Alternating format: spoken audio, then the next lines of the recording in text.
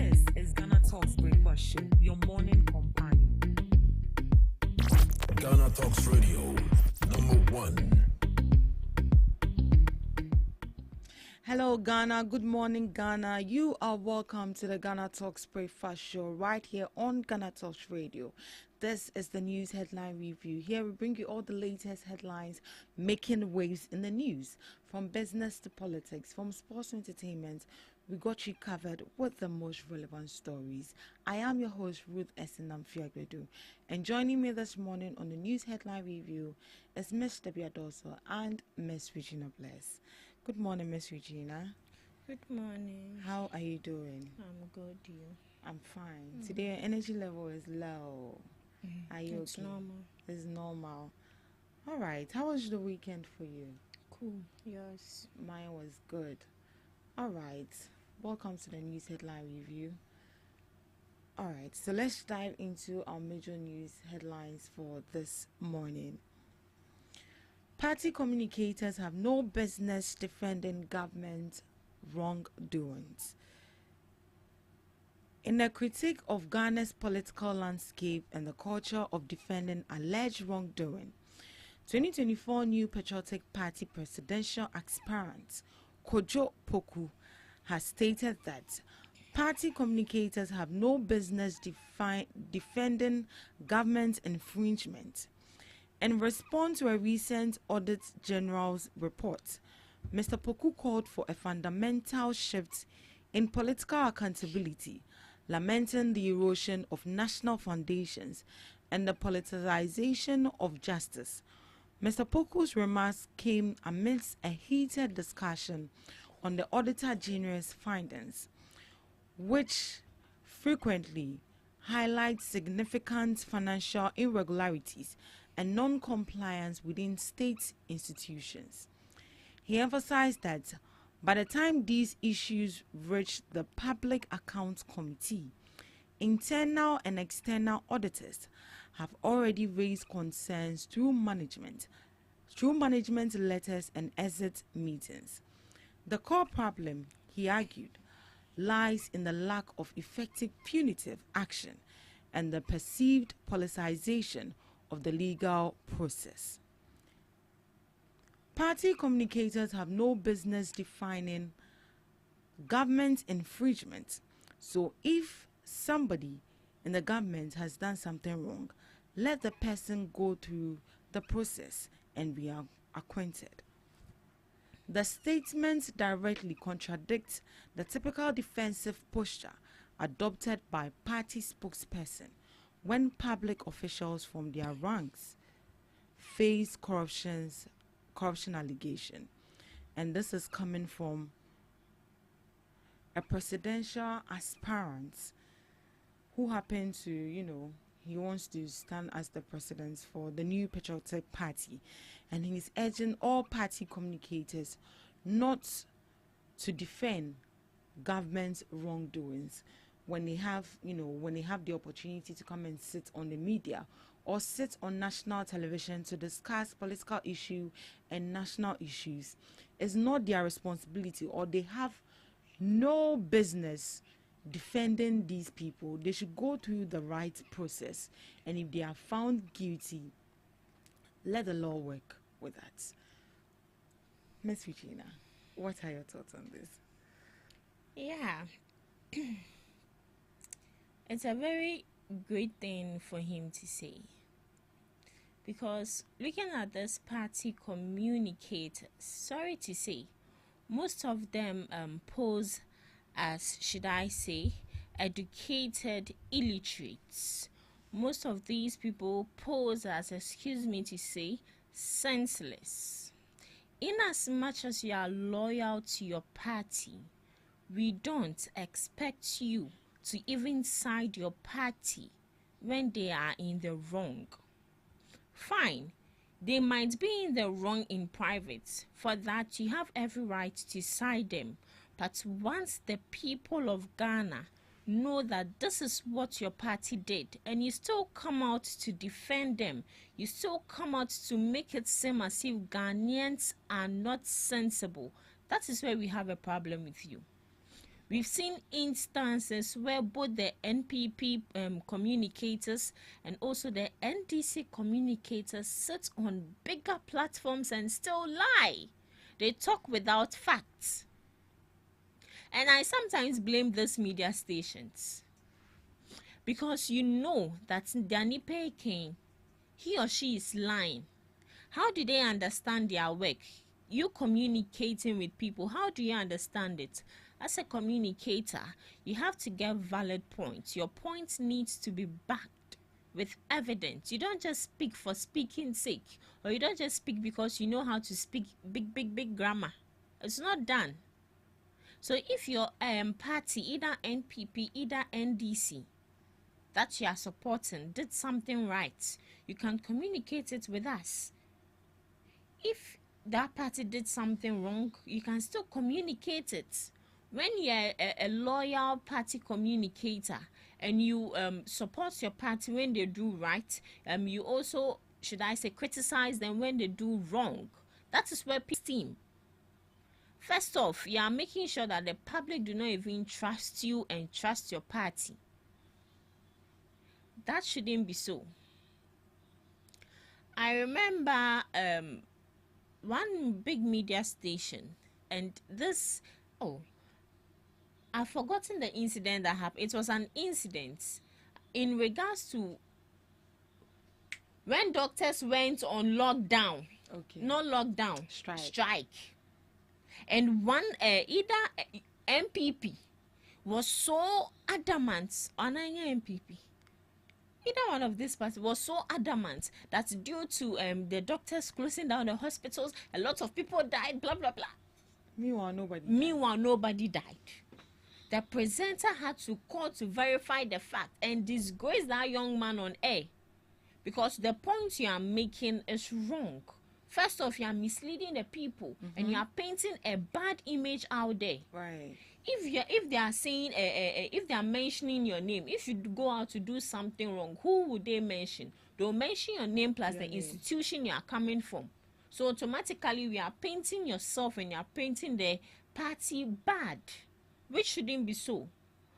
As a loyal communicator, your points have to be backed with facts, and also when your party does wrong, you criticize them. When they do good, you applaud them. It wouldn't take anything from you. But looking at the communicators we have right here in Ghana, we don't have any loyal one. They are only loyal to their party. They are not loyal to the citizen. If your party does something wrong, criticize them. But the communicators we have here, all they do is defend. Not to politicize this. We all knew what the past administration did, but some people will still go and sit on air and still defend them. And still defend that what they did was wrong. As a lawyer, who say we only send a client a twenty petty, and so still defending them. It's wrong. There are some lawyers that I know personally that even if their client is wrong, clients will come back defend for in a way for you to admit the wrong whilst you don't even know you're admitting the wrong. At the end of the day, they plead leniency for you. If you are supposed to go for 10 years or more so, that is how everyone is supposed to be. The citizens of Ghana, we are not blind, we are not deaf. We know whatever that is going on in our country. We know what party A is doing, we know what party B is doing. If party A is at the wrong, we know.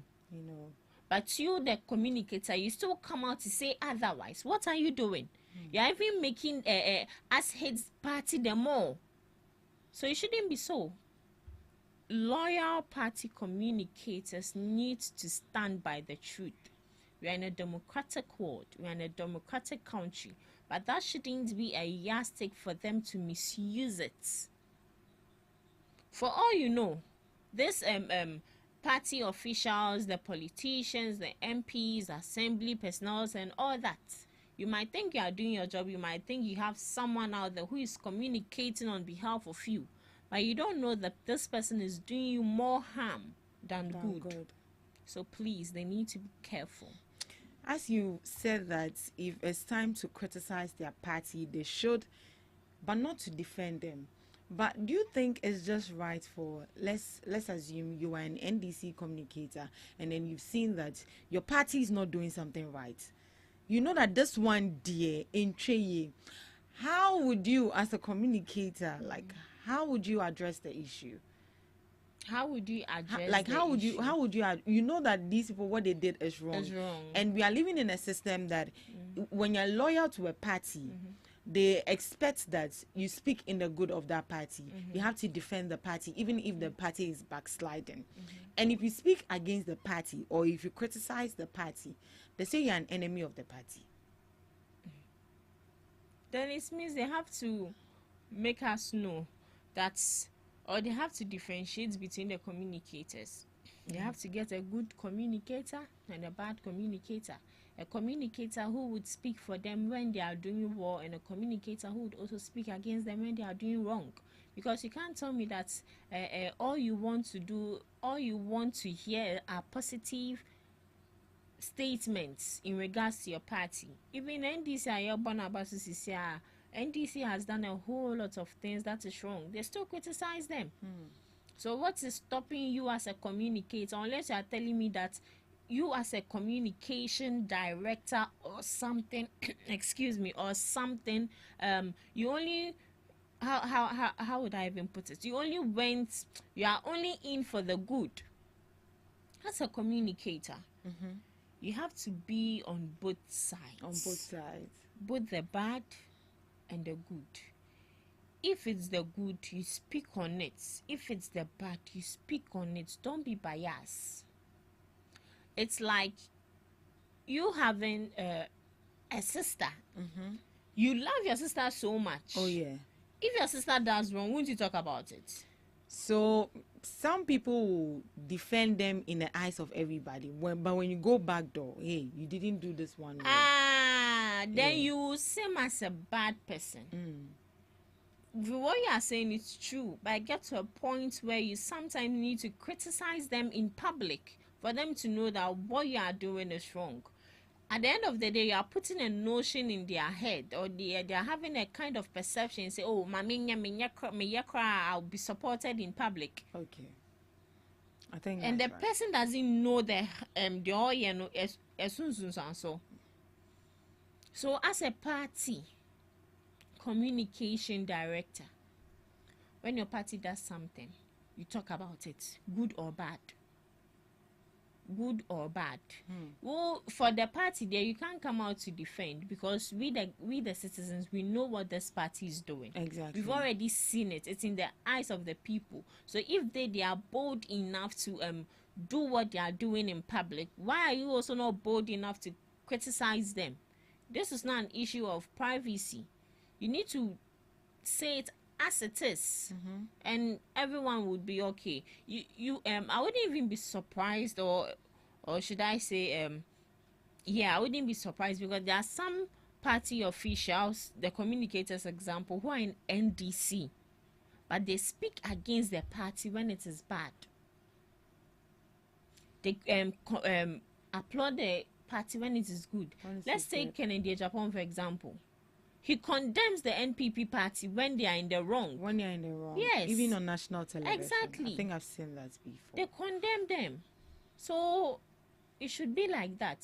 They should take up that attitude, and it would really help them. Yeah. So as communicators, in as much as you are loyal to the party, you would also agree that you have to think about your integrity as well as an individual, not to just go and sit on national television and then lie to the people. As you said, as a communicator, if you are communicating for your party, you need to communicate very well, make sure people understand what you are saying, and back it with facts and evidence. You just don't go and sit there and spill, lies, and then you expect everyone to know. Mind you, right now, looking at the voter characters we have right here in Ghana, it's not all about loyalty now. It's about who is bringing a proper policy. We have Ewes who are now in NPP, and back in the days we were like, oh, since you're an Ewe, you are automatically an NDC. But right now it doesn't work like that. Now people who are knowledgeable, people are, being literate and they understand policies. So they go in right for the right policies. So if you bring up a policy that they think is not going to help them, they are not going to vote for you. So all this party loyalty, and then due to that, you come and sit on national television as a party communicator and then lie to the people. I feel like you are doing more harm. You are doing more harm than good. Think about your integrity as an individual as well as a communicator, and I think that is going to go a long way. So this is what Kojo Poku says: political parties should stop defending officials accused of wrongdoing. If the person has done something wrong, just allow the law to deal with that person, but not to defend the person. When it happens like that, indirectly you become an accomplice, because for boneso, and that is not good. All right, moving on to our next news item. Red means stop. Government launches campaign against opioid abuse among Ghanaian youth. As part of the 2025 National Youth Festival, the Ministry of Youth Development and Empowerment dedicates the month of August to raising awareness and fighting drug abuse, especially the rising use of dangerous opioids, Red 225. The Minister for Youth Development and Empowerment, George Opare Addo, has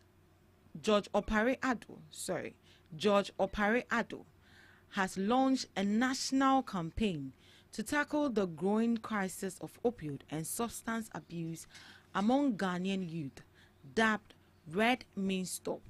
The initiative is a key part of activities marking the 2025 National Youth Festival. The campaign focuses particularly on the alarming spread of Red 225, a high-dose version of tramadol, which is reportedly being smuggled into the country illegally and widely abused by young people. We have dedicated the entire month of August to fight the abuse of opioids and other harmful substances. This is not just a government initiative, it's a national call to action, said Minister Opare Addo. Ghana is currently facing a dangerous surge in drug abuse, with Red 225 at the center of the crisis. Red 225 is a potent painkiller intended only for the treatment of moderate to severe pain under strict medical supervision. However, it is not approved by the Ghana's Food and Drugs Authority and is believed to be entering the country through illegal channels. Its abuse is rising rapidly, especially among young people who reportedly use it for various reasons, including working longer hours, prolonging sexual activities, reducing fatigue, and during physically demanding jobs. The widespread misuse of the drug is already having devastating effects, including addiction, mental health issues, and increased crime rates in some communities. The acting CEO of the National Youth Authority, Osmanu Abdullahi Ayariga, also threw his weight behind the campaign, stressing the need for coordinated efforts to protect the future of the country's youth. This campaign is not just about awareness, it's about empowerment. We are urging young people to take charge of their health and make choices that will lead to a better future, Ayariga mentioned. So they are launching a campaign dubbed Red Means Stop, and this campaign is a government initiative to be launched to fight the rising abuse of dangerous drug called Red 225, a powerful opioid among Ghanaian youth. And as part of the 2025 National Youth Festival, the Ministry of Youth Development and Empowerment is dedicating the entire month of August to raise awareness about drug abuse, and the campaign is led by Minister George Opare Addo. And its main target is Red 225, a high-dose form of tramadol that is not approved by Ghana's FDA and is being smuggled into the country illegally. I believe you've all heard about this red opioid 225. Unim red, yeah, that is it. Now, the minister is dedicating the entire month of August to raise awareness, and they are launching a campaign named Red Means Stop. Ms. Debbie, what are your thoughts on this? Do you think the campaign is fit enough to help, raise the awareness or reduce the use of Red 225 among young people of Ghana? In a way, yes, because you don't degrade the power of educating people. Right. And we will not say that because people are being educated in schools and several societies, and so the government should also take advantage of that. And red has become something that is common among the youth. Mm-hmm. They are actually destroying their lives with this thing called red. These youths have it in mind that to overcome anxiety, to overcome frustration, to overcome depression, the only thing you can do is to take in this red. And that is not the reality. The reality is that after you've taken the drug, you may not be of yourself. And so for that couple of hours, like 2 hours, 3 hours, it's like you've forgotten. But definitely you are going to wake up, and then the reality is still facing you in the face. So taking the drugs is not something that will actually prevent you from overcoming your problems. So this is what the youth is supposed to understand. So with this red means stop something, it's just an indication to let them know that the medicine you are taking in is not the best solution for you. It is rather destroying your lives. So it's better for you to face it out there and then forgo these drugs. So with what they are doing, it is good. It is a way of educating the youth. It's a way of relaying information to them, for them to realize that, see, what you are doing is not the best. It is destroying you. And it's quite unfortunate that we have, let me say, 60 or 80% of our youth indulging in drugs. Are you sure? Oh, yes. Sometimes, I don't know, but sometimes when you see someone and the person is involved in taking drugs, you can tell. I don't know whether it's with you, but me, when I see someone who takes drugs, like someone who smokes weed, when I see you, I would definitely know. They have a way they speak. You can know when someone is taking drugs. They have a way they talk. You know, we have people as clean as possible, and you will never suspect them to be taking drugs. But there is a little indication you can actually tell that this person is taking drugs. Oh, wow. It's true. The way the person talk is one. The facial expression is one. The lips is one. Is another thing. Hey, are you sure? Oh, I'm very, very sure. Because I've seen people who are as clean as ever, and then they tell you, if they tell you that this person is taking drugs, you can still tell. They said don't judge a book by its cover. I'm not judging a book by its cover, but then you can still tell if this person is solely into drugs. For me, I think the best way you can know someone is taking in drugs is when you see the person taking the drug, or when you take the person to the hospital to test if they have some drugs in their system. No. But you can't just look at someone and then say that this person is taking drugs. It's not everyone who can do that. But I'm saying that when I see someone who smokes, I can actually tell by your physical appearance, your face, your lips, the way the person talks. I can actually tell. And I feel that is a problem we have right here in Ghana. We like judging book by itself. This one is not about judging. It's a fact about people. We have people who take in drug. Depending on for drugs now, the person is not addicted to it. It's not as if the person is addicted to it. The person feels like once in a while I'm supposed to ginger myself, and then they feel like the best way for you to ginger yourself is taking alcohol, is to smoke. Those people is once a while. And we have people who are solely addicted to drug. Even before the person eats, the person is supposed to smoke. Before he or she goes to bath, the person is supposed to smoke. Before he goes to class, those are the people I'm talking about. Those who are so much into the drugs. When you see the person, you can actually tell that this person is into drugs. Sometimes they wear suits.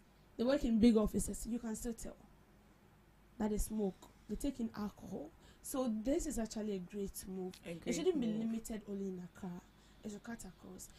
One thing I would like them to do is that they should get a representative. like a representative who is going to represent what they brought up in all the region, and then they educate people about that. But then I'll say it's very rampant here in Accra. It's very rampant here in Accra. Yeah, they should let them know. The youth needs to understand that drugs is not the best way to overcome your anxiety. Thank you. But what is the best way to overcome your anxiety? The best way to overcome anxiety or frustration, I believe, what I know personally is you should get someone you trust and talk to the and person. talk to the person. If you feel like you don't trust anyone, because we are humans, right? You can actually tell me your problem, and then I'll promise you I'm not going to tell anyone. But then I'll get out there.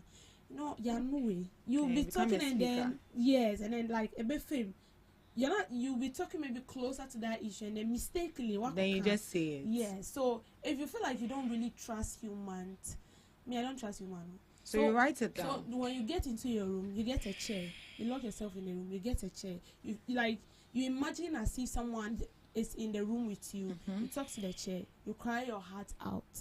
When you sleep and you wake up, you feel okay. You feel okay. Or maybe your mom or your dad. I guess that's the method that works for Miss Debbie. Miss Regina, yeah, what are your thoughts on the campaign?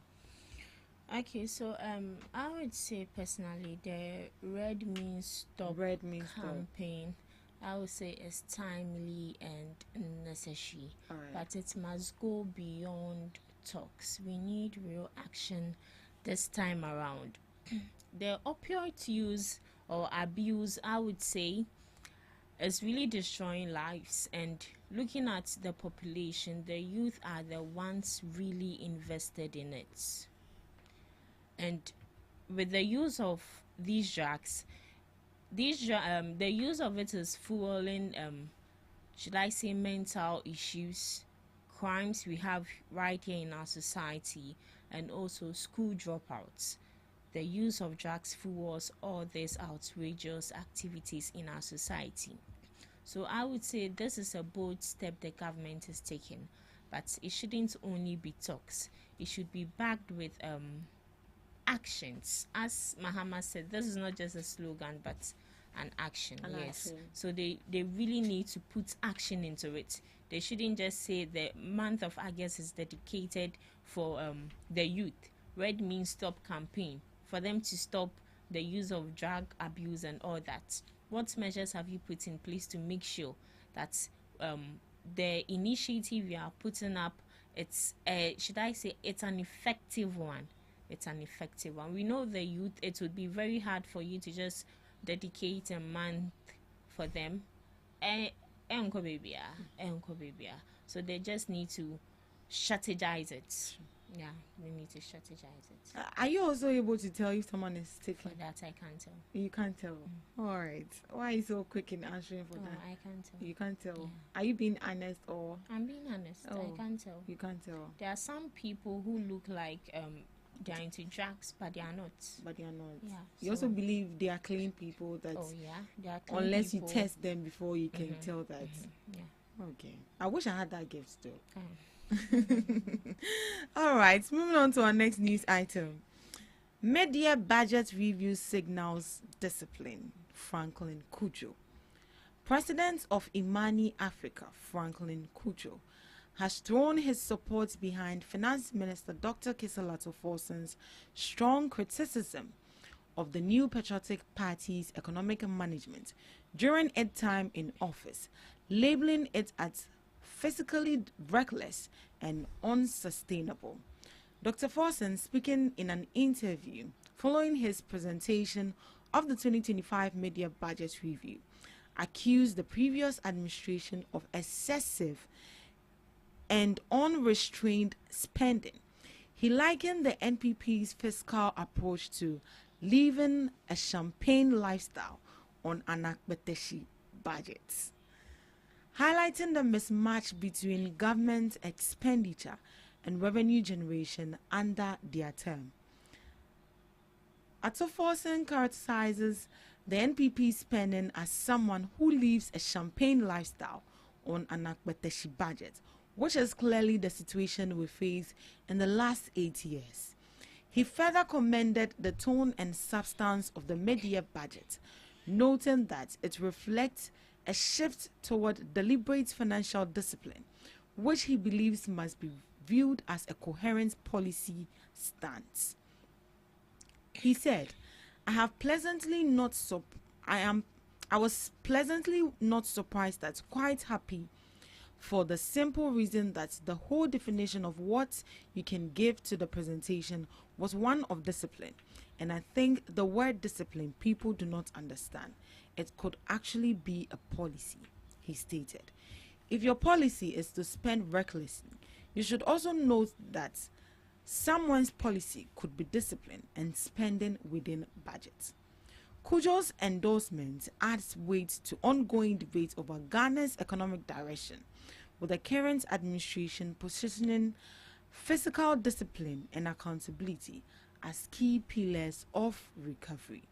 And this is coming from Imani.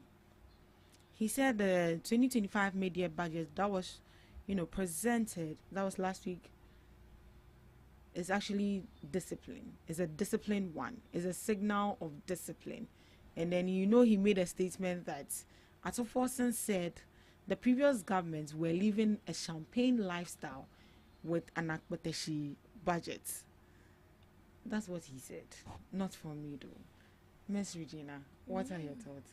But first off, what's your whole thought on the media budget that was presented to us last week so far? Oh, okay. So with the media budget, I would say, as he said, it was a sign of discipline. Yeah, it was a sign of discipline. This is a time where we are not so much invested in reckless spending. As he said, the past administration was focused on champagne lifestyle with Akpeteshi budget. Akpeteshi, you're saying? That's bad. Akpeteshi, yes. Remember, ukita 2 cedis is a 1 You can buy a pet. Champagne is like 45, and their champagne is not just ordinary champagne. You get it. In a bed, expensive champagne for that matter. So I would say, in a way, I do agree with him.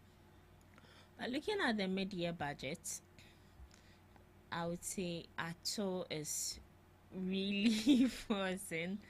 He has done really well. He has done really well, because when he was given the role as a finance minister, most people were like, Ato Bayeding, what is he coming to do? He owns me. I read his biography. Yeah, the very schools he has gone intelligent. So, as he said, the schools he has gone to, and he's implementing what he has learnt. He's really implementing it. Right. Because you'll be my quotations I can see. But Ato has really done great. And yesterday with the I tried it, and it's true. It's true. Yeah, it's been reduced. It's been reduced. And then for the oil too. For the oil, I asked my mom. Oh, it has been She reduced. bought it. I think that was on Friday or so, and she said it's been reduced. It's so been indeed, reduced. it's true. And if it's someone who is lying, nipa no onya evidence and backing it clean. But he has gone as far as even creating templates for each item that has been reduced. That you can verify if indeed they have been reduced the or old not. price plus the new price. Right. So it's a great thing, and we hope that he continues this. So it Like shouldn't that. just be a 9-day wonder. It shouldn't be a one-time show or they Friday. So we are not, excuse me to say, oh, didn't say no, but he should continue this way, and I think our economy would be healed. So you endorse it? That I endorse it. it's a disciplined budget. Yeah. All right, Miss Debbie. Yeah, so when we are talking about an economist or someone who is given the mandate to manage the affairs of the economy or the money in our coffers, it's not only about certificate like we've seen previously. It's not only about certificate and you hailing yourself, you've gotten your master's in economy, getting your PhD, and you cannot actually prove what you've gone there to learn. Mismanaging money, allocating funds to ghost projects that do not exist, and a lot of things. So Akpeteshi budget is true for the previous administration. Oh, it's true. Very, very, very true. The mismanagement was too much. And one mistake of the previous administration is that they don't want to admit their fault. They kept lying. Like when we the constituents were feeling the heat. I don't know of you, but I remember during the previous administration, for me within every second there is an increase in prices of goods and services. There is an increase. Today you go and buy oil. The next seconds you go in there, they will tell you that they've added like omotum. And sometimes you wonder whether after you left there, the trader went back to where she purchased the goods, and then they've added, some amount of money to it, and you have to pay it. But they will tell you that, oh, it's going on well.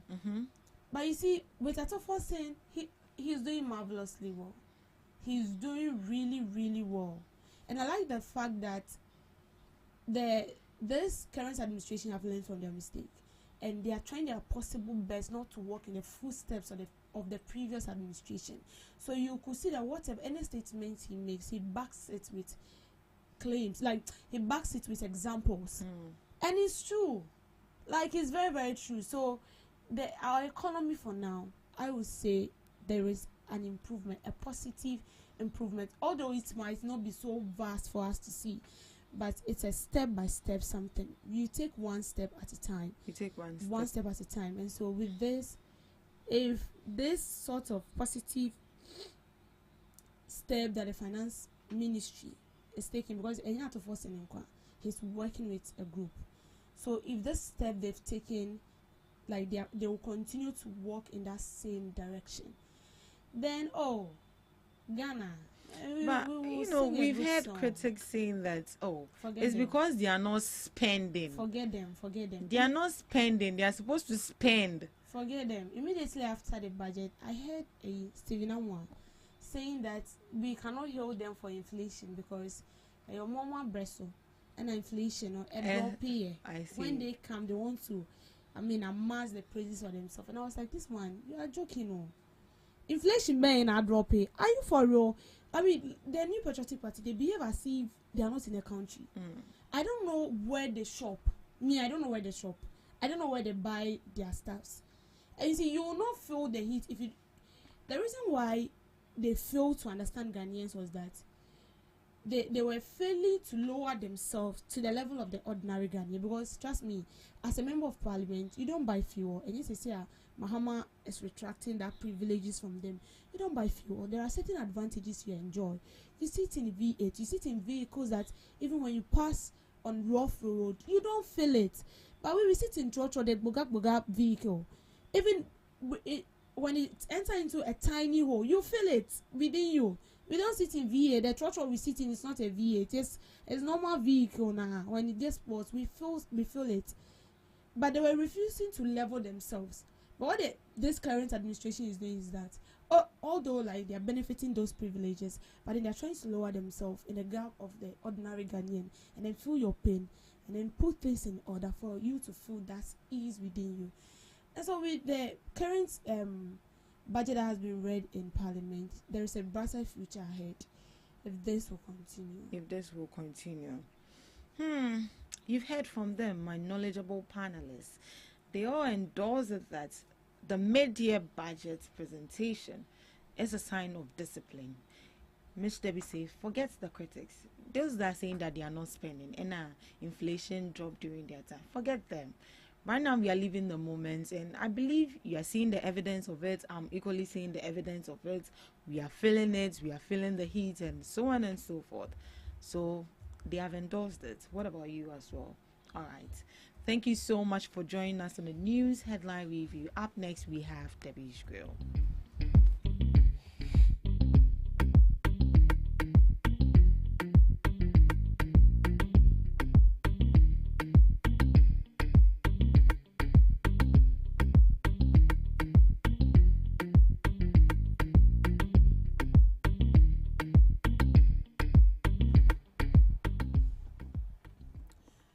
Good morning, and thank you for joining me on Debbie's Grill, where we talk about issues that concern the state, void of politics, fear or favor. So the Minority Caucus in Parliament has called for an urgent appearance by the Minister for Interior, Mohamed Muntaka Mumbarak, before the House to explain what insecurity measures are being implemented in response to the growing wave of suspected ritual killings and violent crimes across the country. The minority described the situation as alarming, warning that the safety and security of ordinary Ghanaians are now at a serious risk. Raising the issue of the floor of Parliament on Saturday, July 26th, the minority chief whip, Frank Anodompe, stressed the need for an immediate and closed-door engagement with the minister, invoking the 60 of the standing orders of Parliament. We cannot let this matter die naturally. We must find a way to get the Interior Minister, who doubles as the National Security Minister, to be there. Maybe we should, under Order 60, meet him at a closed sitting. He insisted that the government must act swiftly and decisively to address this disturbing trend and restore public confidence in the country's security.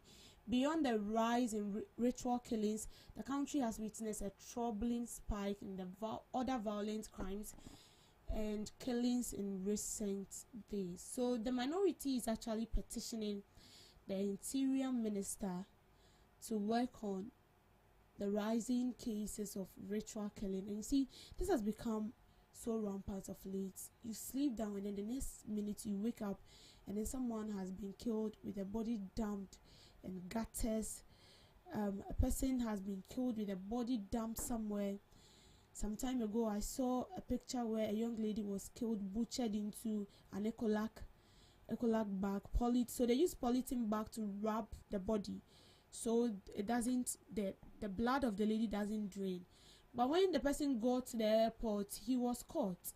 They opened the bag and then they found out it was a young lady butchered like beef in an ecolac bag. And this is where we've gotten to as a country.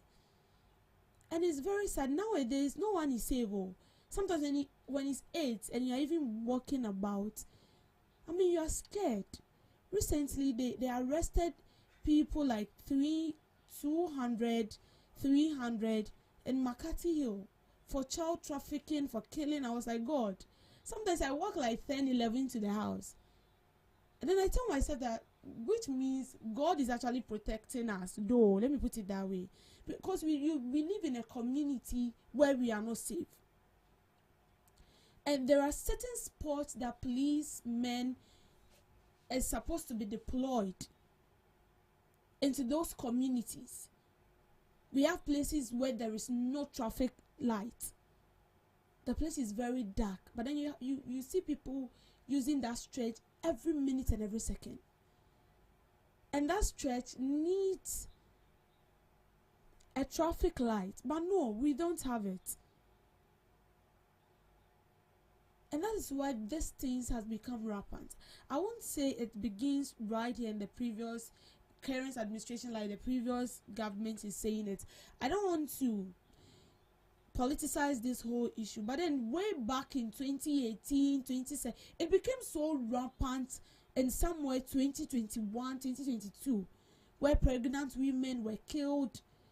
Young boy, a guy was killed and butchered into a refrigerator. Like a whole lot. When you hear about this thing, you become so scared. Recently, an immigration officer, he was killed and then his body was bent. There is this guy that became so popular not quite long on TikTok. He used to sing Jama. And then you see him dancing Atom. Recently, he has been found dead with his body disposed in a bush. And you don't even know who is doing this. It goes to a time they said Nigerians were involved into this. Like the people they arrested in Makati recently, 90% of them were Nigerians. And then when you go there, you see them, they're plenty.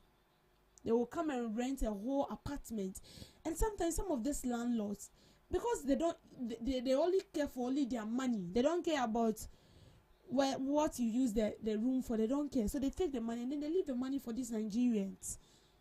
And then they come in to stay and they are involving themselves in dubious acts. By now, we should be in a country that is safe. When you're walking about in the night and it's 7 or 8, you shouldn't be scared. But of late, it's not like that. When it's 9, you're even scared to go out. because you're afraid you'll be kidnapped or something. And this is when we have to tighten our security measures. The Minister for Interior, there is a lot to do. These people, we can arrest them, yes, but what measures are we putting in place to stop these acts from occurring? Sometimes the people who commit this crime, we don't even get to arrest them. Like the incident which happened in 2021, where a young boy was butchered into a refrigerator. The matter has been in court since 2021. It was recently, I don't know whether they've released the man or what. In prison, he looks so nourished, fat. Then I asked myself, so our prison, is it now for nourishing people? I mean, getting a well-balanced meal for you to get okay? We get the people into the court, we don't even jail them. We allow them to go scot-free. And I can't remember, there are times where we caught people involved into this serial killing and stuff, and then they'll tell you that the body, they sell it to big men, allegedly big politicians, big public office holders, and only God knows what they are using those body parts for. And even as a human being, how can you be so wicked? You see your fellow colleague and then you slash the neck like a goat, like a hen, and then you have this boldness to butcher the person into pieces like beef. Some of us are even afraid to kill a common hen. But a human, I saw a statement on Facebook where a man was saying, a Ghanaian man, his delight is in killing people, and I was like, this person needs to be arrested immediately. But that is very true. You see, we have to be so sensitive that when people make statements, they make certain statements that we feel like it's a threat to humanity, the person needs to be arrested. Like what Big Akwe's did recently. Slash the throat of somebody, use bread to drink. You use bread and drink somebody's blood, and then we take it as normal, we laugh over it, and then it ends there. You don't arrest the person. Nothing. We feel like, oh, it's normal. We live in a country where people can actually threaten you, and like no one cares. We need to tighten our security. We need to tighten this very, very, very well. We need to put measures in place. Not only mere measures. Measures to arrest these people. We don't arrest them and then we allow them go. They should face it. And I feel like this current era, especially Ghana, when it comes to do with our security issues, I would say we are still lacking behind. Because if it were to be some country in the western region, you're sure crowded that. Because their surveillance is everywhere. They have spy everywhere. And then it's very easy to arrest people, to get these people. But in Ghana here, it's very sad that they have to, the police has to negotiate with you, the citizen. I'm bringing money. I'm bringing this huge sum of money. When you're able to arrest this person, or when we are able to help us arrest this person, this is what we will give you. This is where we've gotten to. The police now has to negotiate with us before they can arrest a criminal, a killer for that matter. And it's sad. So it should tell you and I that, see, life is, you live life once. If someone should die and go back, then all of us will die and still come back home. But it's not like that. You live once, and once you are dead, that is it. You are not coming back. Wherever you go, no one knows. As it stands now, we don't even know how that place looks like. So if you feel like Abrabono, you leave it anyhow you want, then be rest assured that you become a tool in the hands of this ritualist. As the government is trying his possible best to put things in order so these people can be arrested, you should be also prepared to protect yourself. That is why I always advise, so it's not good. But you have to get a self-defense. If you don't have anything on you, pepper spray, they should have it. I'm not encouraging anything here, but you should have a self-defense gear or something to protect you. If right now you got batched with armed robbers, they are demanding for your phones and something, then you are the only person walking on the street. We have people who run shifts, you close like 12 and then you have to come back home. And you have nothing on yourself to protect yourself. Sometimes when you get to the street, you don't even see the police. People who are meant to protect us, they are nowhere to be found. But they are in the country with us. So you have to put your safety in your hands. Protect yourself first. If you are relying on the government, you will die. So you better protect yourself whilst we wait on them. Thank you for making time with me on Debbie's Girl. Thank you so much, Miss Debbie. Up next, we have Today in History with Miss Regina Bless. Today in history was the beginning of World War I, also known as the Great War, was a global conflict between two coalitions, the Allies and the Central Power. Main areas of conflict included Europe and the Middle East, as well as parts of Africa and the Asia Pacific. Earthquake in the industrial city of Tangshan, China, killed more than 240,000 people. The Tangshan earthquake in China, which killed over 240,000 people, occurred on 1976. This earthquake is also known as the Great Tangshan earthquake and was one of the deadliest natural disasters of the 20th century. Austria and Hungary declared war on Serbia, marking a significant escalation in the July crisis that ultimately led to the outbreak of World War I. This declaration came after Serbia failed to meet all the demands outlined in an ultimatum presented by Austria-Hungary following the assassination of Archduke Franz Ferdinand. Moving to some few observances. Today is observed as World Nature Conservation Day. It is a day dedicated to raising awareness about the importance of protecting our natural resources and ecosystems. The day emphasizes the need to safeguard the planet for future generations by promoting sustainable practices and conservation efforts. This day is also observed as World Hepatitis Day.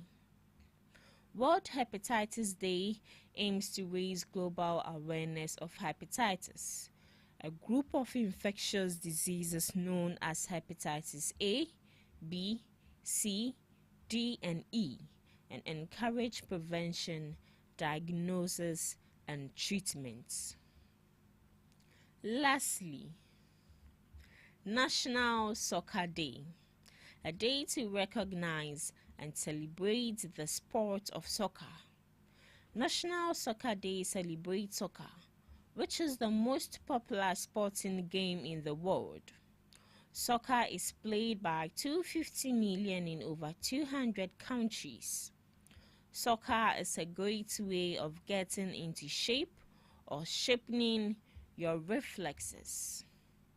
And that's all for today on some observances of the day and today in history, live on GhanaTalks Breakfast Show.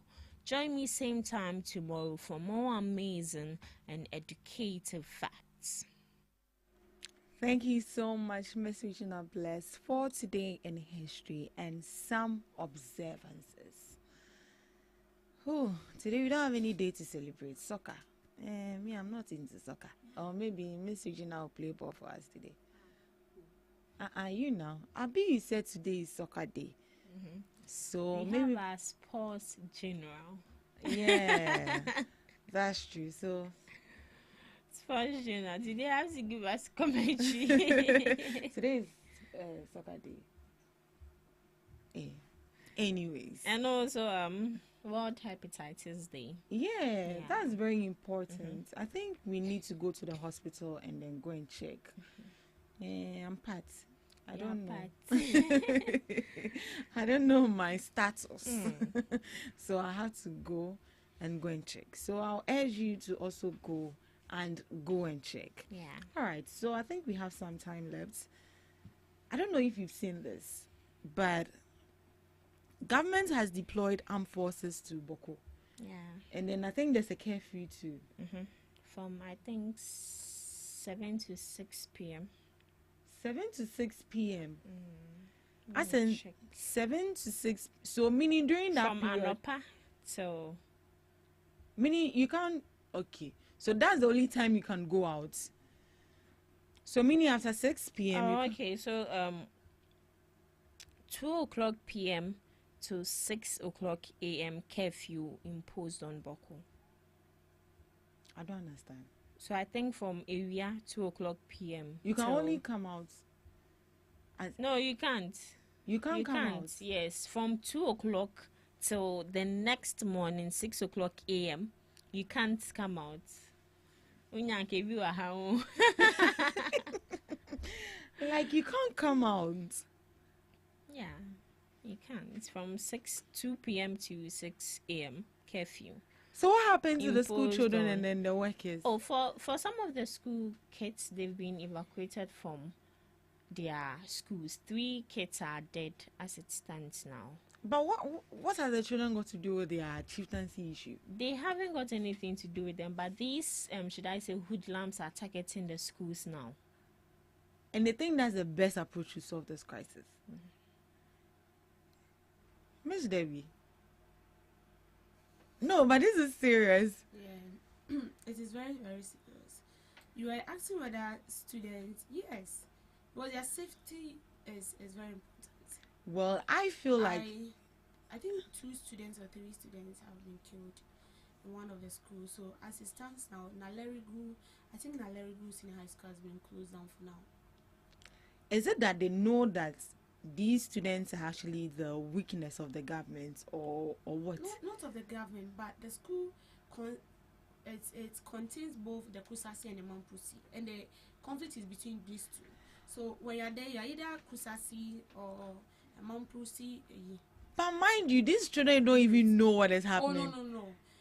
They it's not as if they don't know. They know, but they are focused on their education. I'm not sure they know. Okay, some might know, but how And for Mumu, it's not as if they don't know. They know, exactly? but it doesn't concern them. Their focus is on their educational. And you see, that is what we have. The Boku enclave is finding it difficult to understand. Make us so once a mere dear. We make us a man, but it's true. So how far with the mediation with the Asante Hene? Asante, yeah. Yeah, until issue, but I saw a letter where I don't know. I think the Mahama Yarega majority leader. I know he's also a northerner. He's from he's from that area. He's from out there. So he was calling on Asante Hene to fast track The mediation process. between these two. Chieftaincy, about the chieftains are saying that for me, I see it unless the 2 people come to a negotiation, like a mutual understanding. If not, because as you are trying to solve it, I believe there is a third party somewhere that is adding petrol to the whole issue. Well, we are praying and then hoping that they resolve this issue quickly before it gets out of hand. All right. Thank you so much for joining us in the first segment of the GhanaTalks Breakfast Show. Right after this, we'll be coming up with the news. Please stick with us. Are you ready to amplify your business or brand's reach and make a meaningful impact in Ghana and beyond? Partner with GhanaTalks Radio today to connect with a diverse audience across Ghana and beyond. Elevate your brand through on-air promotions and social media. Boost your brand during prime time. With GhanaTalks Radio, you can extend your reach across digital platforms. GhanaTalks Radio is not just a station, it is a community hub where your brand becomes part of the conversation. Join us in fostering connections, celebrating culture, and making a lasting impression. For customized sponsorship packages and enquiries, email contact@GhanaTalksRadio.com or call +233 202 544614. GhanaTalks Radio, giving the youth a voice. We bring you local news, business news, international, sports, and entertainment news. Right here on GTR.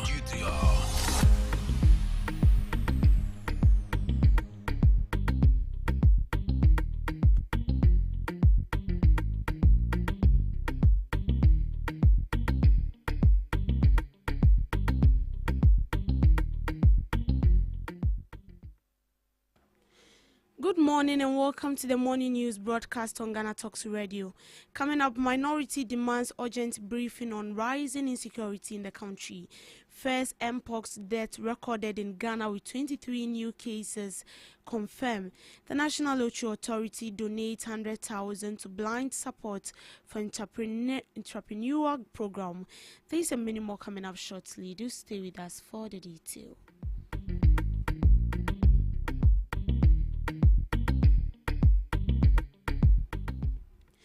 Renowned security and international relations expert Dr. Vladimir Antwi Danso has pointed to political interference as a key driver for the protracted Boko conflict, cautioning that military deployment alone will not solve the crisis unless political undercurrents are tackled head-on. In an interview, Dr. Antwi said the government's reliance on military and police deployment amount to a stopgap measure that fails to address the underlying factors fueling the violence. Military presence, police presence in their numbers will not solve the problem, he stated. There are several pillars propping up the conflict. It could be his history that has not been properly related. It may be the media, the way we handle it. It may be the people themselves. He was unequivocal in identifying political influence as central to the Boko crisis. In the Boko case, politics is one of the greatest beings supporting the conflict, he said. Dr. Antwi warned that unless these beams are dismantled, security interventions will achieve little more than temporary calm. So until you remove these probes one by one for the conflict triangle to fall, you have done nothing. His comment comes at a time of renewed violence in Baku, where the government has imposed a strict curfew and ordered the evacuation of students from conflict-prone areas, following deadly attacks believed to be linked to the long-running chieftaincy dispute. Calls are growing for the government to take a more comprehensive approach, one that recognizes the political manipulation and historical distortions that continue to fuel tensions. Dr. Antwi's remarks have reinforced demands for sustained dialogue, transparency, and depoliticization of the conflict to break the cycle of violence.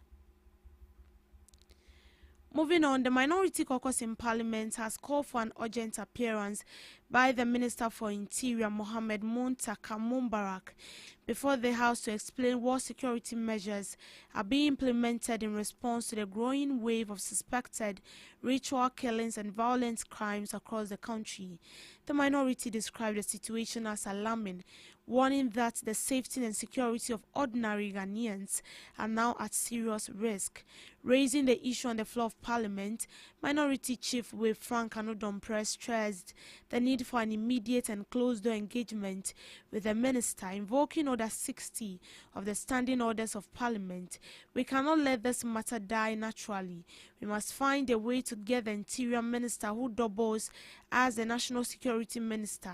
Maybe we should, under Order 60, meet him at a closed sitting. He insisted that the government must act swiftly and decisively to address the disturbing trend and restore public confidence in the country's security apparatus. Beyond the rise in ritual killings, the country has witnessed a troubling spike in other violent crimes and killings in recent days. On the night of Saturday, July 26th, a deadly shooting on the Nalerigu Senior High School campus resulted in the deaths of 2 students. The attack, carried out by unknown assailants, has left the Nalerigu community in shock and fear. Although local sources suspect the incident may be linked to the long-running Boku tribal conflict, security agencies have not confirmed any direct connection. A similar incident also took place on the Boku Senior High School campus, where a student was shot dead in a targeted attack. In response to the attack and growing security in the area, the government has reviewed the curfew in Boku, restricting movement from 6 a.m. to 2 p.m. daily. Meanwhile, another fatal shooting was reported on July 25th in Asawasi in the Ashanti region, where unidentified man was gunned down by 2 men on a motorbike. The assailant reportedly opened fire before fleeing the scene. This incident occurred less than a week after Kusarsi, chief of the Ashanti region, was also killed under similar circumstances. The escalating violence has heightened public anxiety, with many citizens calling for more robust actions from the government and security forces to protect lives and restore order. In other news, the Ghana Health Service has confirmed 23 new cases of monkeypox, pushing the country's total case count to 257 as of July 2022. July 22, 2025, 1 death has also been reported, the first since the outbreak began. This marks the highest weekly increase in recent updates and a turning point in the outbreak, which had previously recorded no fatalities. According to health officials, the virus continues to spread mainly through close physical contact with infected individuals. The Ghana Health Service is urging the public to be vigilant and to report any symptoms early to help curb the spread. In a previous update issued on July 18th, had placed the number of cases at 234, with no deaths and no active hospitalization. The jump of 23 new cases and 1 death in just a few days represents a sharp change in the disease progression in the country. Monkeypox, previously known as a viral infection that causes fever, body aches, and distinctive skin rashes, is spread through direct contact with the skin, rashes, and body fluids of an infected person. The disease is especially dangerous for children, pregnant women, and those with pre-existing health conditions. Health authorities are advising the public to avoid close physical contact with anyone showing symptoms, wash hands regularly, and seek medical help immediately if symptoms appear. Protect yourself and others by avoiding close contact with those showing symptoms, and ensure you report any suspected signs to the nearest health facility, the Ghana Health Service said in a public notice. In business, the National Lottery Authority has presented a check of 100,000 Ghana cedis to Blind Support, a non-governmental organization that supports people with disabilities. This is to enable them carry out a skills training program aimed at equipping persons with disability and affiliates with basic entrepreneurial and employable skills. The Director General of the National Lottery Authority, Mohammed Abdul Salamin, presented a check of 100,000, commended Blind Support for initiating this project to support persons with disabilities and help keep them off the streets. This initiative by Blind Support is a laudable one. The individuals undertake undertaking this project are men of honor and high repute, which helps to dispel the impression that persons with disabilities are bound to the streets as beggars.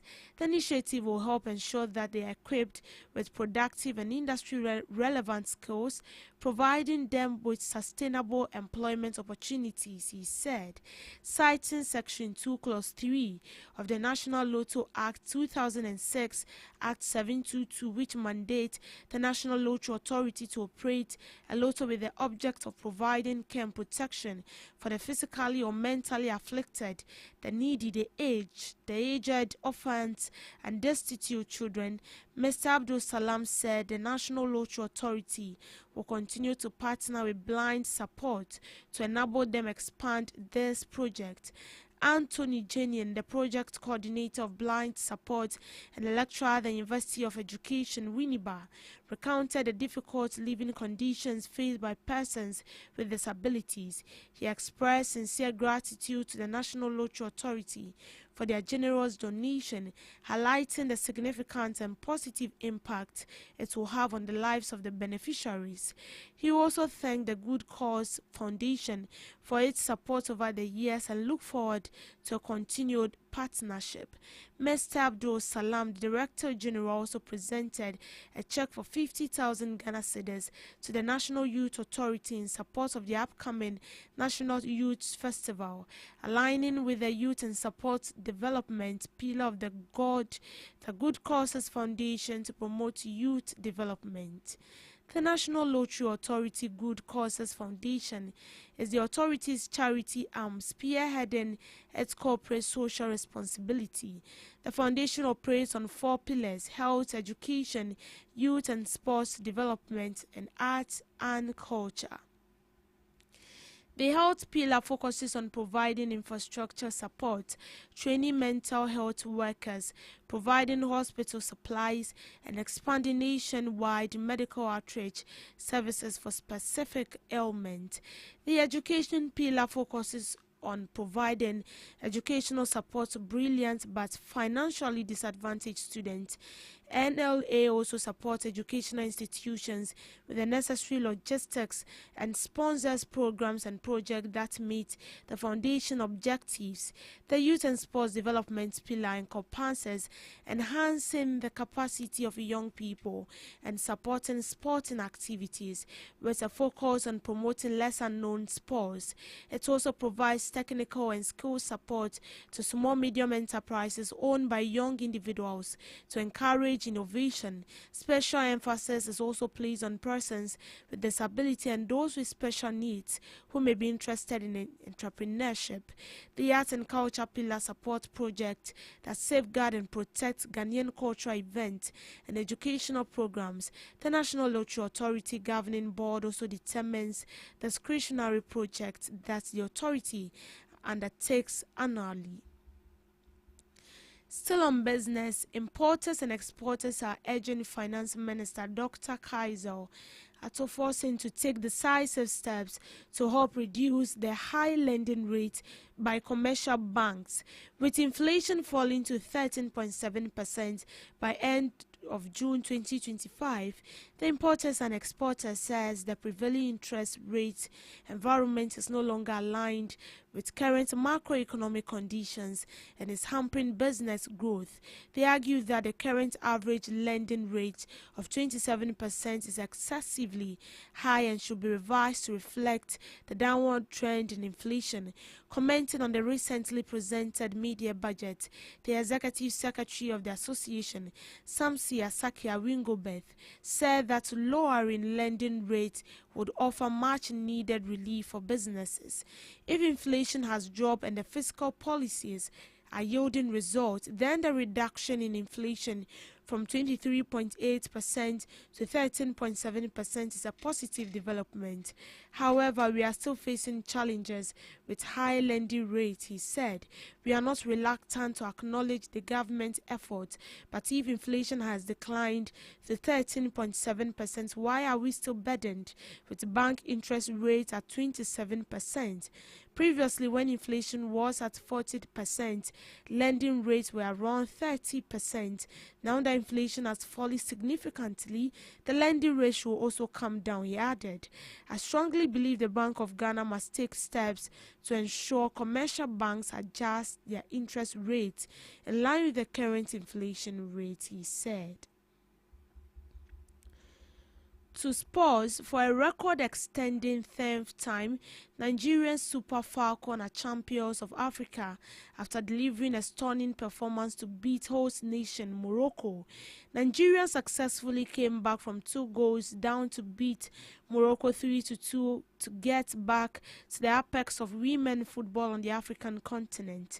Rolling into the final as having favourite, Nigeria got stunned twice early in the first half where Chislane Chibak and Sana Masodi scored for Morocco in the 12th and 24th minutes respectively. Nigeria scored twice in 7 minutes to level the game first through extra in the 67th minute from the penalty spot and Florence in the 71st minute. The comeback was completed when Women of the Match award winner Okoroko flouted a cross deep into Morocco's penalty box to find Jennifer to lash home the winner after coming off the bench in the 59th minute. For Morocco, losing to Nigeria represents another heartbreaking loss in the final after losing the 2022 edition final game to South Africa. The North African nation is still waiting to win its first ever Women's AFCON title. In showbiz, President John Mahama has paid tribute to the late high life legend Charles Kwadwo, widely known as Daddy Lumba, whose sudden passing yesterday, July 26, 2025, sent shockwaves across Ghana and the global music community. In a heartfelt Facebook post on July 27th, President Mahama expressed sorrow and declared that Daddy Lumba's unmatched musical genius will resonate for generations to come. I have learned with deep sorrow the passing of Ghanaian music legend Charles Kwadwo, affectionately known as Daddy Lumba, President Mahama wrote, capturing the collective grief of a nation. The president's tribute acknowledged Daddy Lumba's immense impact on Ghanaian society, stating, Lumba's unmatched musical provided the soundtrack to our lives, carrying us through various phases of life. The beat to his memorable songs may have died down, but his enduring legacy will echo through the ages. These sentiments reflect the deep personal connection many Ghanaians had with his music, which chronicled loved social commentary and everyday experiences with unparalleled artistry. On behalf of the government of Ghana, President Mahama extended heartfelt condolences to his family and loved ones for his irreplaceable loss, recognizing the profound void left by the high life's icon demise. The news of Daddy Lumba's passing at the age of 60 at the Bank Hospital in Accra has triggered an outpouring of grief and tribute from sectors of Ghanaian society, from political leaders and fellow musicians to devoted fans across social media. Messages of sorrow and appreciation for his immense contribution to Ghanaian music have dominated public discourse. His family, through their lawyer Fatih Ali Yala, has conveyed their deep shock and pain, appealing for privacy as they mourn their colossal loss. Daddy Lumba's career, spanning over 3 decades with more than 30 albums, cemented his status as one of Ghana's most prolific and influential artists. His unique fusion of high life with elements of Afro-pop, gospel and contemporary sounds, coupled with his distinctive vocal delivery and poignant lyrics, garnered him a massive following. Hits like Abinwaha, Sikasem, Teresa, Yentiobia are more than just songs. They are cultural touchstones that evoke powerful memories for millions of Ghanaians. Daddy Lumba's passing serves as a stark reminder of the enduring power of high life music as a cultural heritage. High life indigenous to Ghana has evolved over the decades, reflecting the nation's social, political, and economic landscapes. Artists like Daddy Lumba played a pivotal role in modernizing the genre, ensuring its relevance and appeal across generations. His ability to consistently produce hit songs for over 40 years is a testament to his adaptability, creativity, and profound understanding of the Ghanaian musical palette. The void left by Daddy Lumba's departure will be deeply felt, but as President Mahama aptly noted, his musical and the memories his songs evoke will undoubtedly continue to echo through the ages, inspiring future generations of Ghanaian musicians and continuing to provide the soundtrack to the lives of country fans. The nation now awaits further details from the family regarding funeral arrangements for his irreplaceable icon. And that's how we end it on the morning news broadcast. Do well to log on to all social media platforms at GhanaTalks Radio. For more news updates, I am Deborah Addo, so do have a good morning.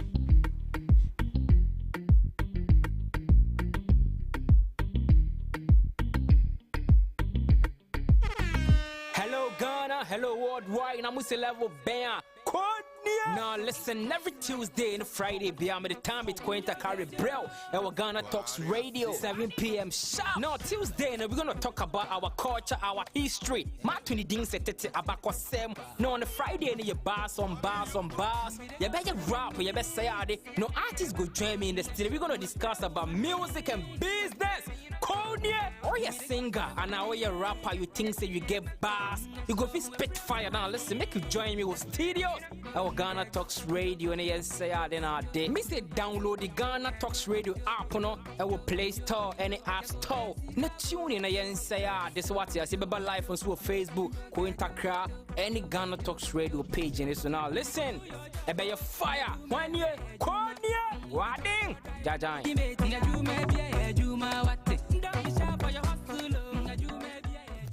Are you ready to amplify your business or brand's reach and make a meaningful impact in Ghana and beyond? Partner with GhanaTalks Radio today to connect with a diverse audience across Ghana and beyond. Elevate your brand through on-air promotions and social media. Boost your brand during prime time. With GhanaTalks Radio, you can extend your reach across digital platforms. GhanaTalks Radio is not just a station, it is a community hub where your brand becomes part of the conversation. Join us in fostering connections, celebrating culture, and making a lasting impression. For customized sponsorship packages and enquiries, email contact@GhanaTalksRadio.com or call +233 202 544614. GhanaTalks Radio, giving the youth a voice. What do you want for breakfast? How do you want your breakfast? English breakfast, French fries, Koko Nikosi, alo komi kesheto. wache. Well, Gobe is the real deal. Join us on GhanaTalks Radio. Let's serve you a buffet of breakfast. From news headlines review, current affairs to social issues. Entertainment, sports, and all the trending stories live on our mobile app and across all socials from Monday to Friday, 7 a.m. to 10 a.m. With me, Pakwesi Omare. Regina Bless. Deborah Adoso. And I am Esinal Fiagbedu. This is GhanaTalks Breakfast Show. Hello Ghana, hello worldwide, I'm Mr. Level Bam. Now listen, every Tuesday and Friday, beyond the time it's going to carry bro. Our GhanaTalks Radio, 7 p.m. sharp. Now Tuesday, we're gonna talk about our culture, our history. Matuni ding setete abako sem. Now on the Friday, you bars on bars. You better rap, you better say no artists go join me in the studio. We're gonna discuss about music and business. Konya, or you singer, and now you rapper, you think say you get bars. You go fit spit fire now. Listen, make you join me with studios. Our GhanaTalks Radio, and yes, say then our day. Me say download the GhanaTalks Radio app on our Play Store and the App Store. No tune in, and say this is what you see. Baba live on Facebook, Cointakra, any GhanaTalks Radio page, and this now. Listen, I bet you fire 1 year, Konya, Wading, Jajan.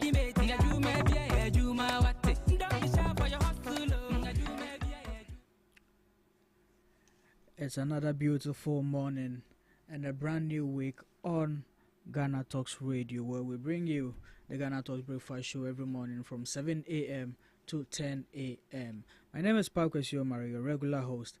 And before I walked in, you heard the ladies come in to do the newspaper review.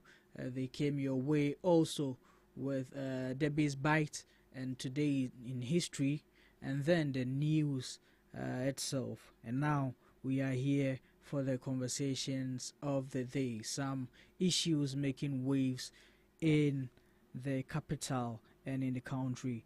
But before we go into that, there's been an alarming issue going on at our various transport stations, our various commercial transport stations, and citizens have been crying foul about it, and they are calling on the right authorities to step in and take some actions against these bad exercises happening and going on at our various transport stations.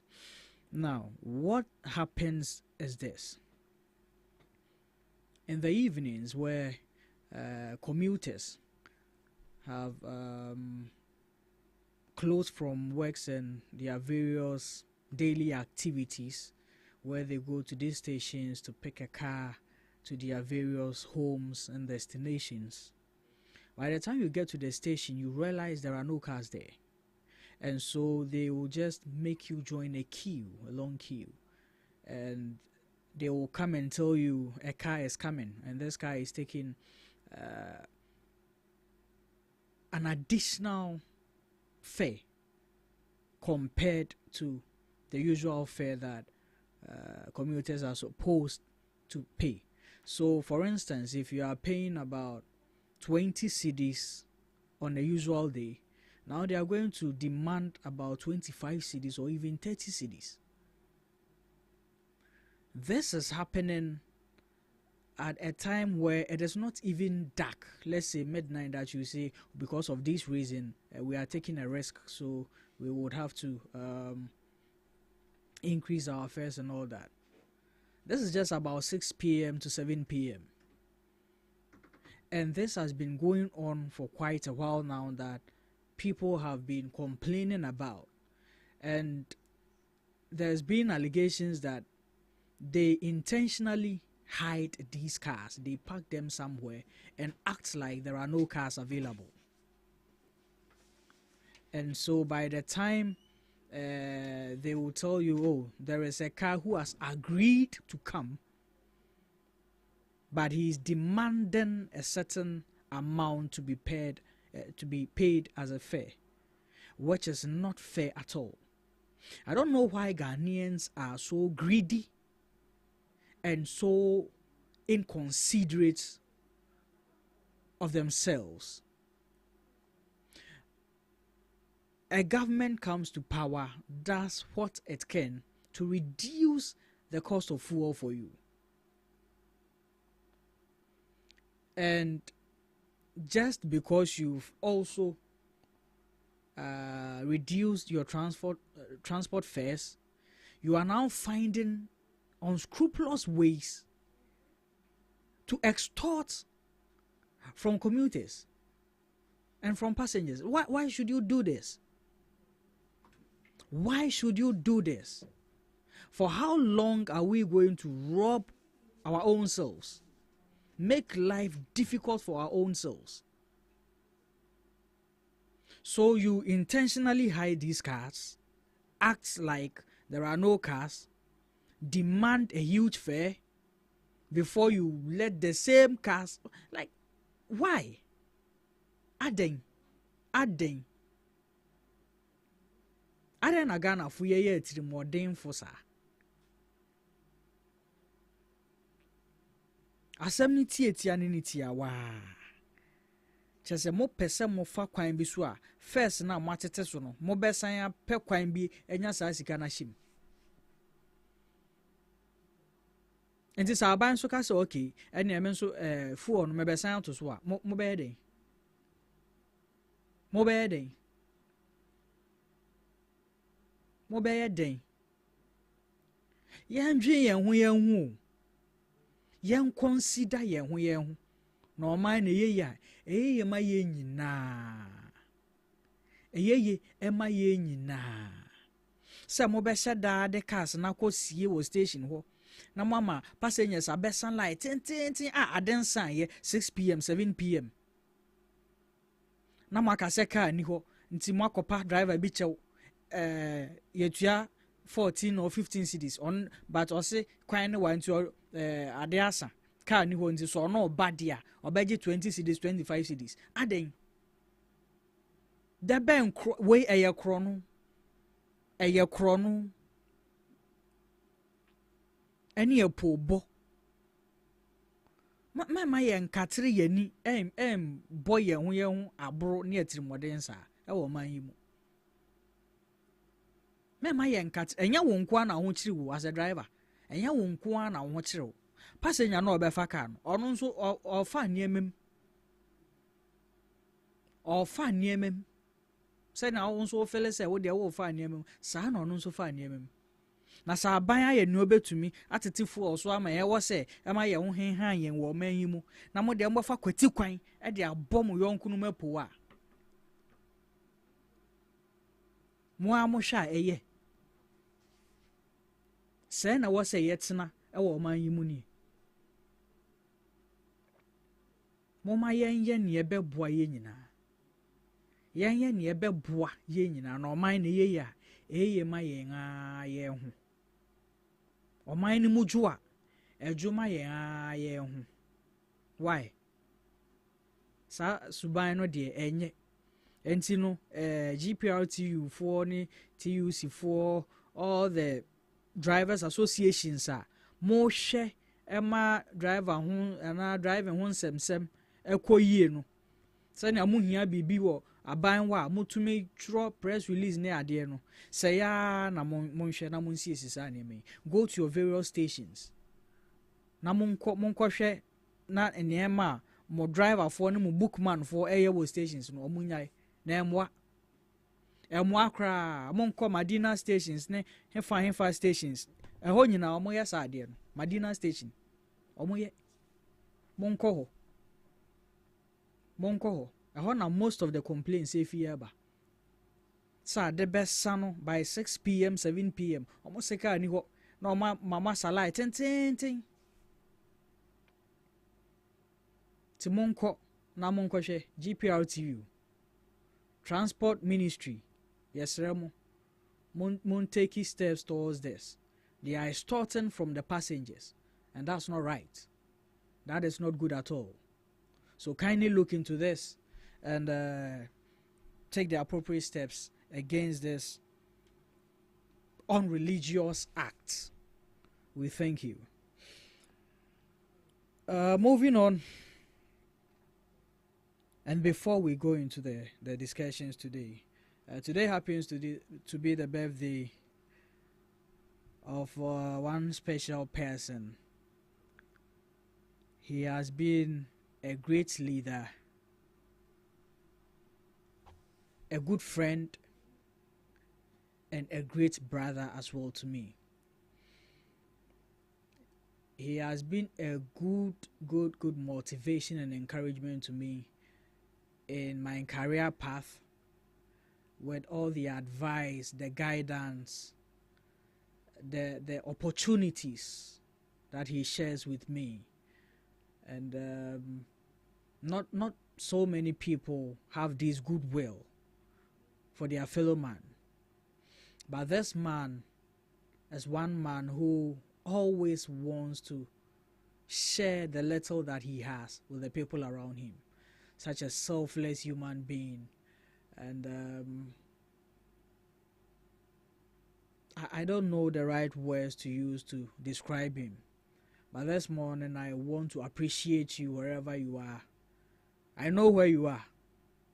I know by now baby actually will fridge in mama me. But yes, on your birthday, Mr. Obrempong Kwabana, Oye Juma, he works at TVXYZ. He's a good brother of mine, a very good brother of mine. Today is your birthday, and I want to use this opportunity on your special day to thank you and appreciate you for all that you do for me, for the opportunities you share with me, for the guidance and the encouragement that you give to me.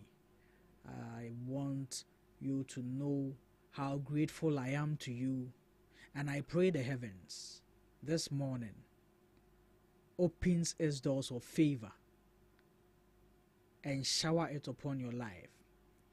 May your life be 10 times better than it is today. And the next time we celebrate your birthday, a year today, we are going to testify to the goodness of God in your life and all the great things He is about to do and unfold in your life. May God continue to bless you. May God continue to establish you in His grace and His favor.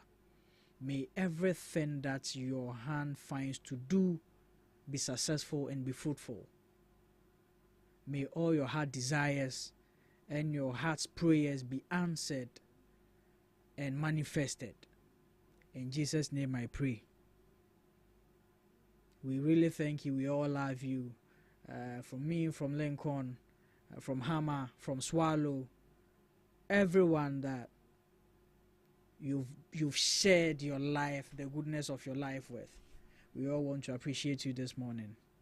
And we thank you. Party no. Share date in any na ye hu sure ye be shaba. Mr. Executive. So yes, thank you very much. Thank you very much. And we celebrate you. Why, Odompo? Yeah, that's it. Now we move on to the main conversations for the day. And it promises to be a good day. It's going to be a free PR for the NDC to say all that they have to say to us, brag to us. And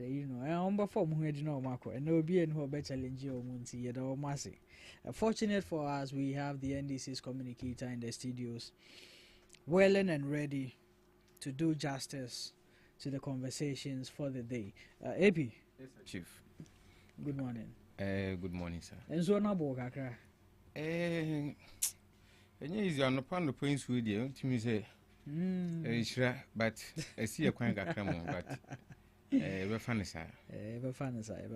Me anga say abo me are fine. Oh, Charlie, easy for God and country. But for God and country. As more, sir, journalism a sacrificial power. Oh yes. People don't know, but Charlie. Honestly, we have to sympathize or we have to solidarize with you guys. You are doing so well. Thank you. Now, Boko dear, so now what you how has it been? Everything, the weekend was okay. Yeah. Only that the sad incident Ghana woke up to experience is on Saturday morning. Saturday morning. We've lost a great son of the land. Yes. I mean, if there is anyone who a legendary status really modifies, he's one man who modifies the legendary status. Looking at his impact in the music industry, I mean, 30 albums, 30 solid albums, classic albums. Yeah. No, you see, you can't take it away from him. His contribution to Ghana music and arts is enormous. Sure. You can't take that from him. Sure. We have had musicians, especially in the high life genre, for I think even that predates independence. Okay, and they have all contributed their quota to national development. They've come a long way. They've come a long, but you see, among his peers, you can't contest the fact that he's done so well. Even though you can't single him out for praise, for accolades. But you can attest that at least the legendary Daddy Lumba has contributed in a way to uplifting the arts and music industry in Ghana. Sure. So I'm happy that my government, that is the current government, is not treating this matter as something personal to the family or his political affiliation. Okay, my government so reasonable. You see, honestly speaking, you see, John Dramani Mahama, His Excellency. Yeah. The reason why sometimes I feel like I'm tempted to be one of those people who think that the man deserves another term. Don't Which as a patriot I know is far fetched. Okay. The wish, the desire is far fetched. But Great. because you see, I'm hoping that anybody who takes over from him should have the same kind of mindset that when something is of a national proportion or has national character, it should be treated as such. Okay. We should not colorize some national events or issues with party, affiliations. Okay. Okay. So over the death of Daddy Lumba, my government came out to announce that the man will be given a state burial. I was so happy. Wow. Because the man has contributed. You see, some of these things should tell us that it is important that if anybody or any Ghanaian, let me say anybody, because the person may be a foreigner, but once his contribution to national development is, you can't discount. I think the best thing is we have to honor the person. Sure.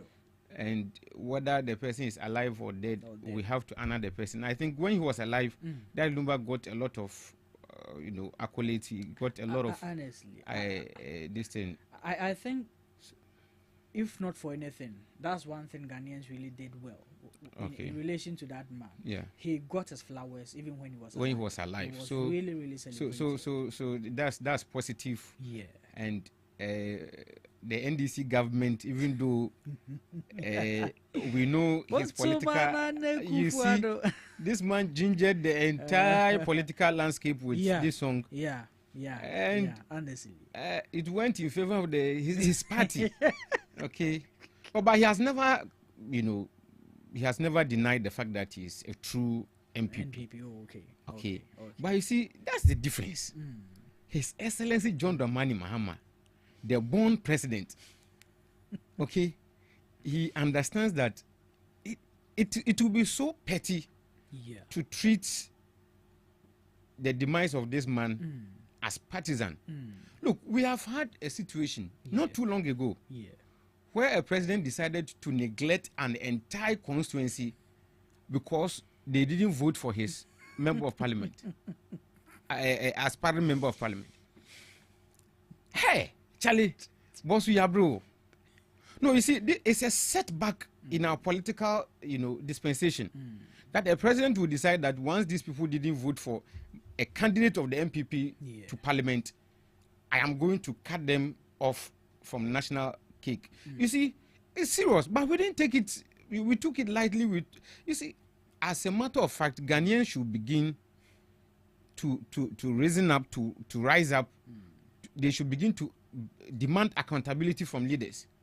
How can you say because a group of people did not vote for your party member to parliament, you punish them when you have not stopped them from paying taxes?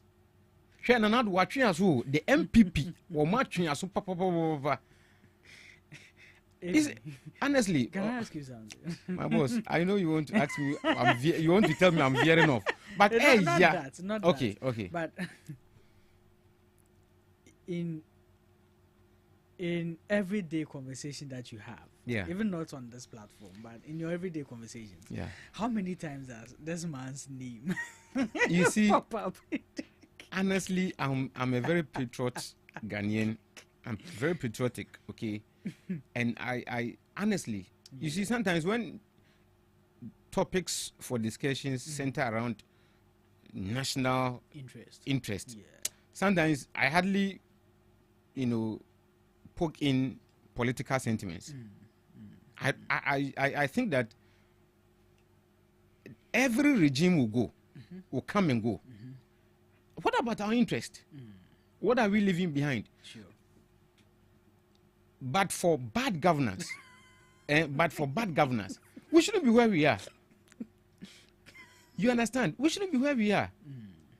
You see, one of the reasons why personally I can't forgive the MPP is because when you take their lineage, they trace back to the people who connived with foreigners to overthrow Kwame Nkrumah, who was on the path to liberating Ghana politically, economically. Masa, I always say that the MPP will cease to exist the day Ghanaians get to know their real enemies. Are you calling the NPP an enemy to the state? So, the last time I told you, no, you see, as it is now, you can't get any better description for them until we see a government of the MPP coming back to national cause. This one I don't agree with you. Coming back to pursue interest of the nation, of the people of Ghana. Are you saying the NPP, when in power, don't? Let me tell you something. The day we will sit here and dissect, in fact, from the since colonial or since independence, the most profound democratically elected government of the MPP, no doubt is Kufuor. Okay, because the permission to govern, the mandate to govern came from ballot. But the day we will sit here to dissect the government of the Kufuor regime, you realize that everything they did was not national interest, but things that will continue to keep them on the propaganda, line to woo Ghanaians into voting. Like they are always focused on next elections. As a student of economics, in fact, today we are going to talk about Mahama K. I want my president, that is His Excellency John Dramani Mahama, to veer off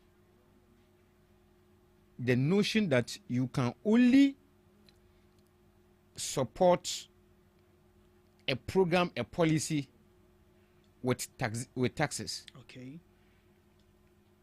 Or the survival of any policy will be dependent on capping one source to pursue a new interest of a policy.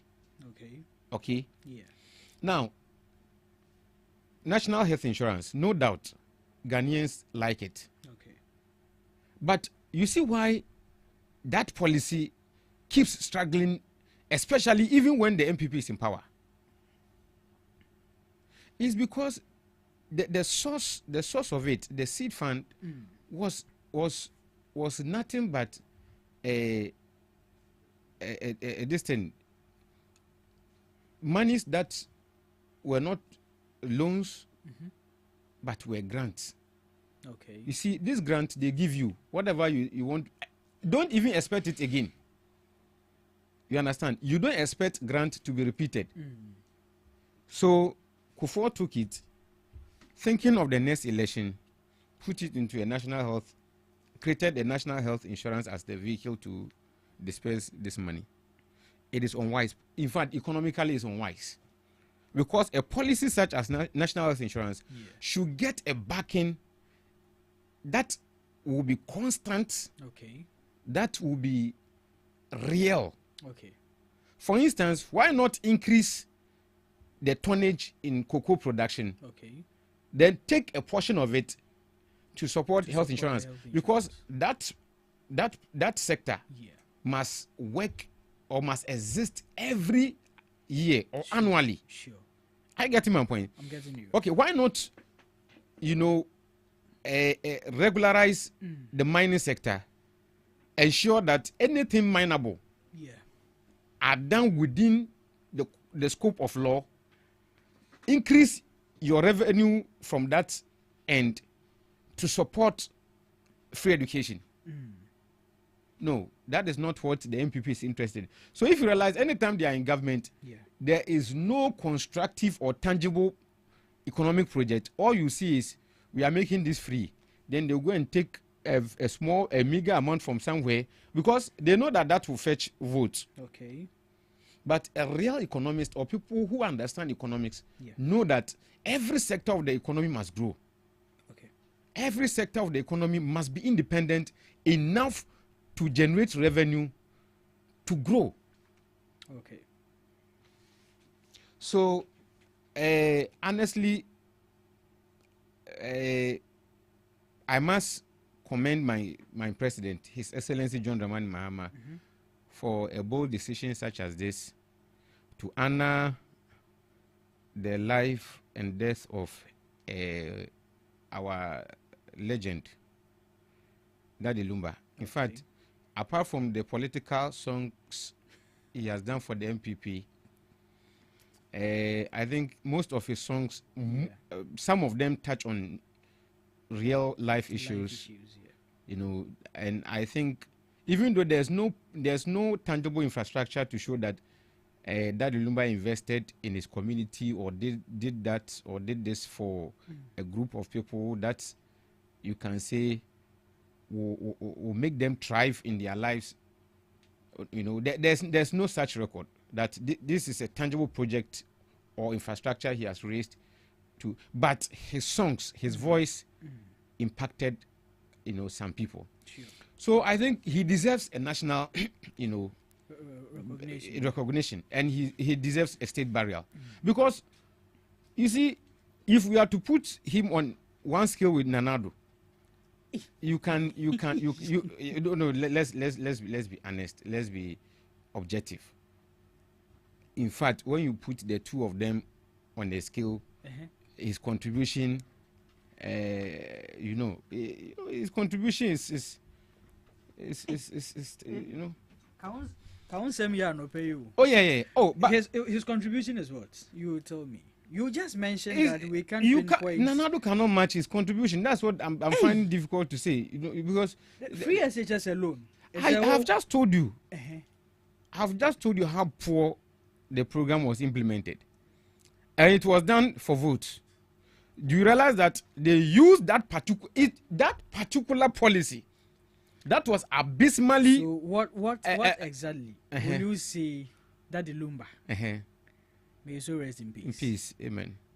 Has that combats or supersedes? My brother, during Nanado's era, if you averse yourself with the economic, conundrum people were facing, then you factor in some of the songs that suit the heart of Ghanaians, that made them forget that Nanado was in power and he was punishing. In fact, that alone, it's medicinal. The man has done so well. So even when we know that some people, whether we like it or not, because of the portfolios they have occupied before, they will be given state burial. Whether me city APM, whether I like it or not, some people will be given state burial. Which you wouldn't have. Oh no. If left for me. I'll use my discretionary, powers. But whether we like it or not, some people will get state burial. People who didn't do anything for the nation, they will get state burial. So if Nana, people we just mentioned two names. Oh, number one, Nanado. Number two, Nanado. I'm telling you. And you see, with his Bamia, these people, in fact, they put us in a mirage. They will show us this. When we tend to just take a side, they will give us another thing. So, Nanado will be given state burial, even though his achievement in the national, discourse or dispensation will not match that Lumba. So, it's wise to make sure that, or to recognize the achievement and life, successes, especially those that impact on the nation of for that Lumba's work. So I am so happy. I'm so happy. President John Dramani Mahama, His Excellency, he wasn't myopic. He wasn't petty. He has announced that it's the state that will bury the legendary Daddy Lumba. Since our infant days, when you walk across the streets, in our homes, in public spaces, you are always soothed with his songs. So, in fact, the man has done so well. Yeah, honestly. He's done so well. Honestly. Done so well. And we wish. Yeah, we extend our condolences to the family. Yeah. We'll commiserate with them. Sure. We pray that. There was one guy who was coming up in his resemblance. The man also, he's a young guy. Wow. I think, he died some years ago. Yeah, I remember. Yeah, he took a sharp resemblance of Daddy Lumba. Yeah. So. Yeah, I think they even had this court issue that he was trying to impersonate. So it will be, it will be difficult to replace Daddy Lumba. Oh, no, there's not even something we should be thinking about. Like, it won't even happen. What he has come to do. The man has done so well. No look, no one. Just look at the chunk of music that is coming, that is polluting the airwaves. I mean, songs that have no meaning, have no bearing on our lives. Yeah. Songs that are even poisonous. Oh, Charlie. But you see, as a Muslim, I know that when we are getting to the end of time, some positives will be lifted. So it will be left with only negatives. People who, when you follow them, they can't be good, role models. I pray that every home is safe. Sure. I pray that we don't get anybody like Nanado again. So anybody Nanado has taught or has, brought into politics, we have to distance ourselves from such a person, because it's cancerous. It will follow the person. You know it is fine. Anyway. But last Thursday, the budget reading, did you listen to it? Yes, I chanced upon some parts. Yeah. Take us through. But how was it? Did it meet your expectations? I don't know. Atufosin, I think I have to check his background, because somebody must follow suit if the person is worth his salt and wants to manage an economy. The guy is very sharp. He understands the economy. Okay. You see, once again, Baumia came into the limelight as someone with economic, acumen. Yeah. That was, in fact, the biggest deception in our political dispensation.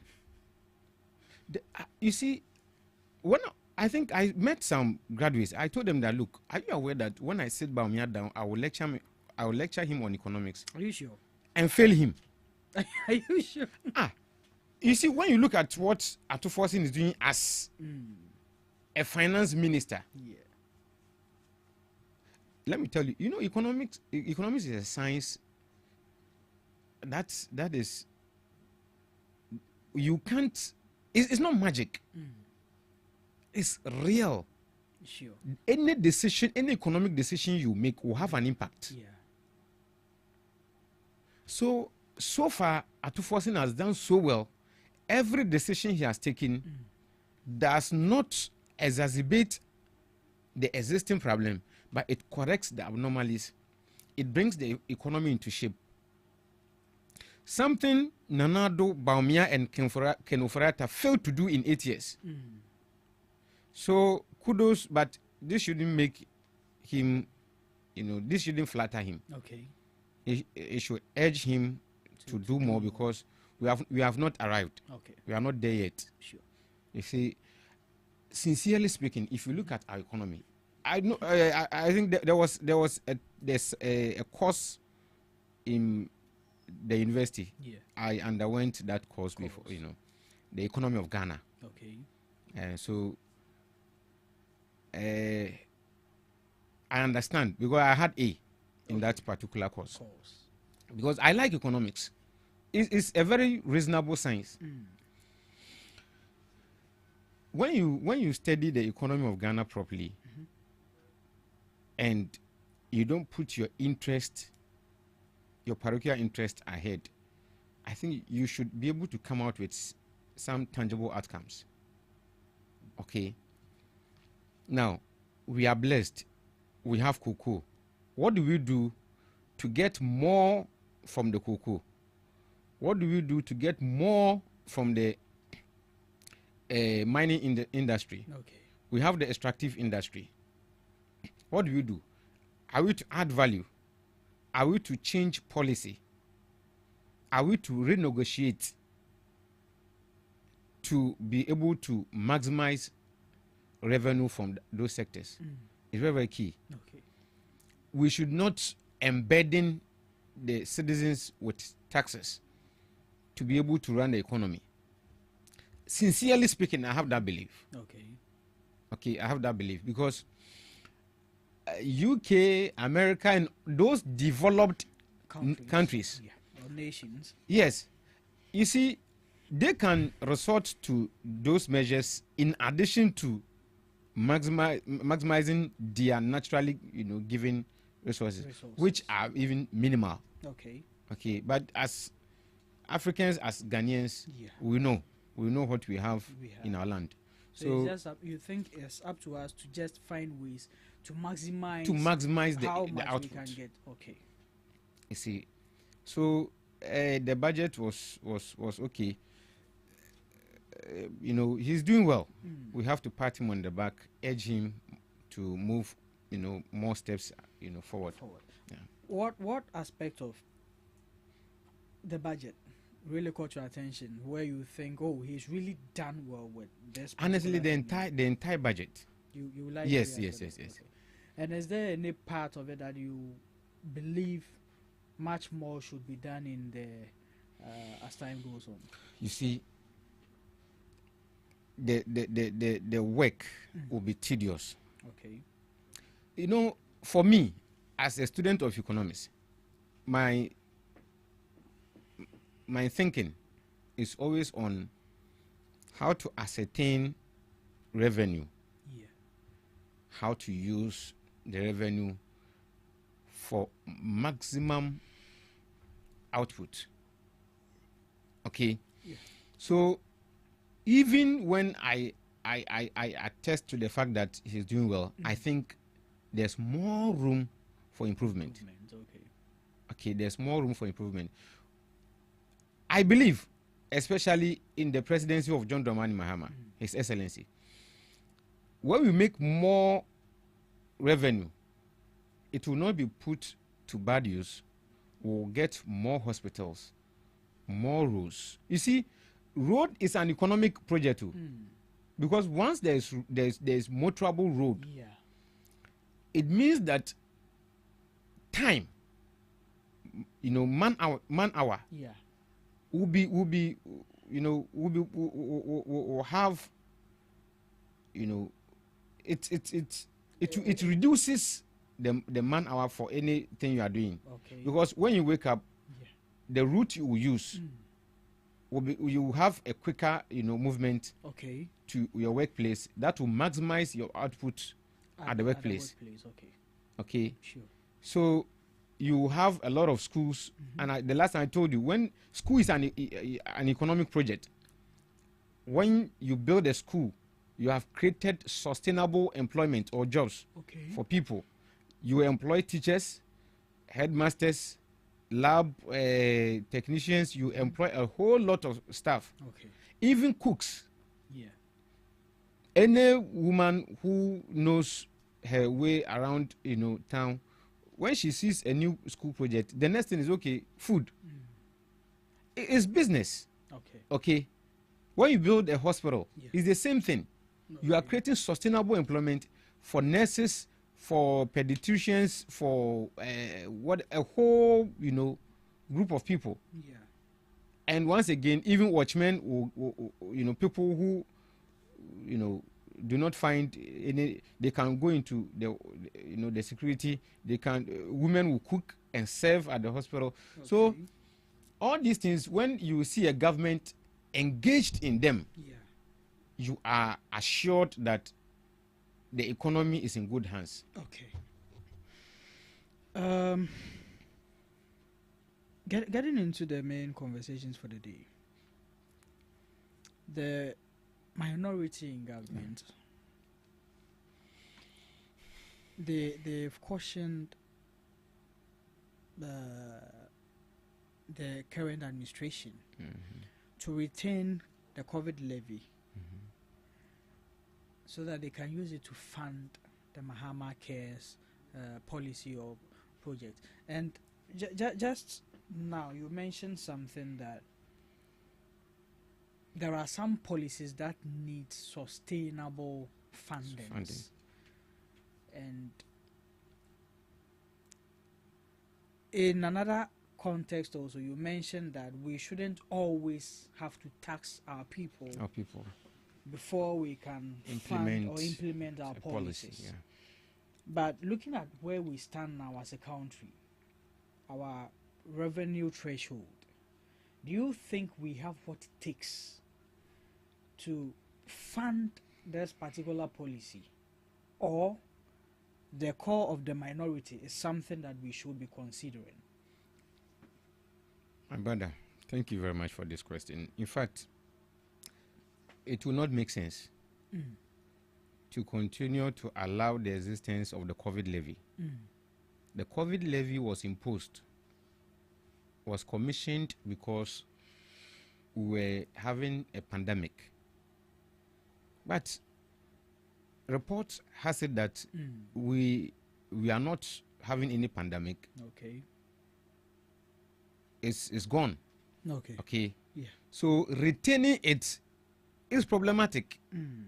Unless we tell Ghanaians that originally that levy was not sanctioned as a result of the coming of COVID. Okay, so I think it will not make sense to retain it. It can take another form. Like commonsensically, it should take another form. It should even bear the name COVID levy. Okay. Now, there are a lot of avenues government can use to fund the Mahama Care. First of all, let me talk about the Mahama Care. That project is fantastic.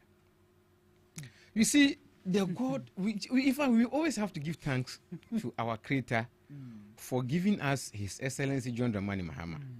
The man is being gifted with wisdom, deep wisdom. And Charlie, God, I wish we can have Mahama every day. No, you see, the man is so reasonable. But don't you think we need the Kufuados to appreciate the man? My gracious God. Okay, you may be right. But we don't need them to stay in power for long. At least 1 week be near yeah 2 more. 1 week. 1 week be pay. No more because nipa there is true. When you enjoy luxury or laxity for a very long time, you don't appreciate hard life. But honestly speaking, you see, only last week, I was here talking about the quantum of sicknesses, those that are chronic in nature, that we don't have solutions to. First of all, we don't have the expertise in profession to even manage it. Number 2, we don't have the infrastructure. Okay. Number 3, it is even expensive if there is infrastructure. Okay. So I was talking about it here. Yeah. I even related the issue to my father's, Yeah, sure. But you see, I read the Mahama Care, report. I was so enthused that it is going to take care of health issues that couldn't find space in the health insurance policy. Okay. That wasn't captured by the health insurance policy.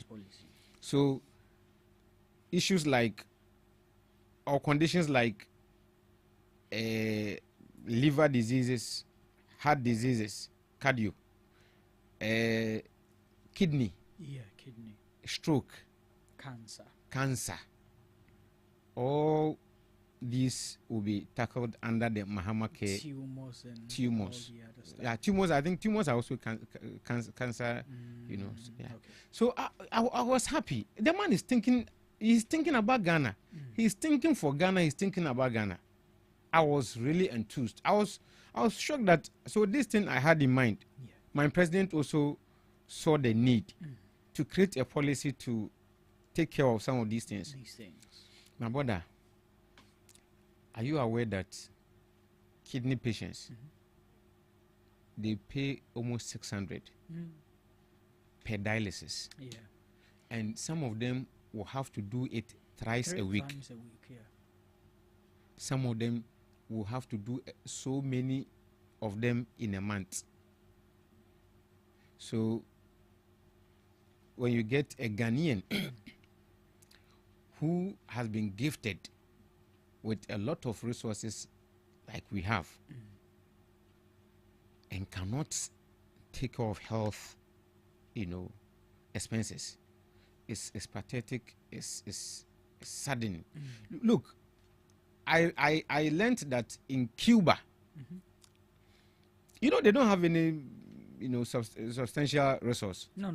So what the government of Cuba has done is they will train their people in medical science.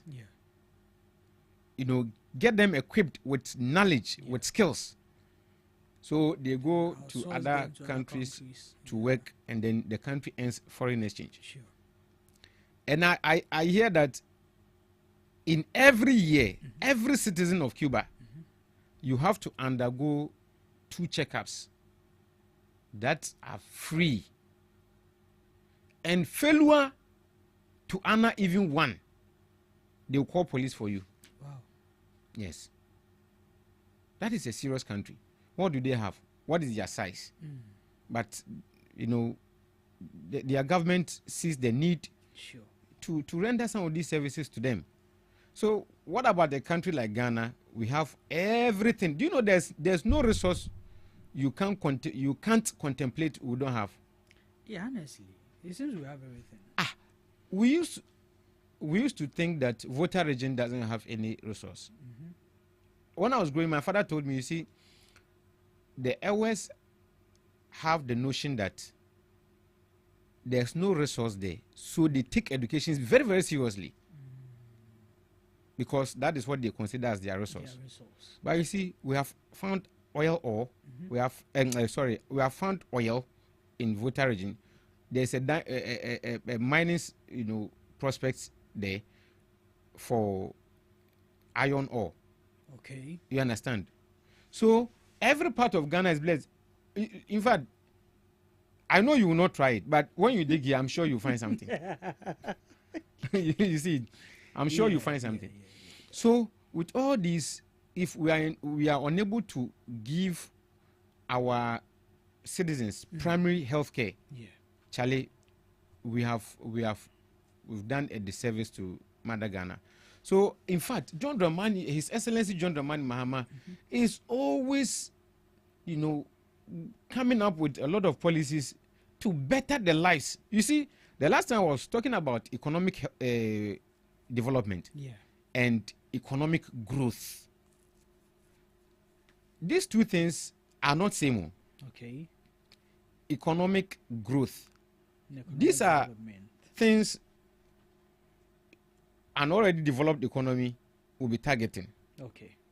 Expansion in services, expansion in so and so. How to make this readily available for their citizens. They will only expand if there's a pandemic, if there are natural, disasters.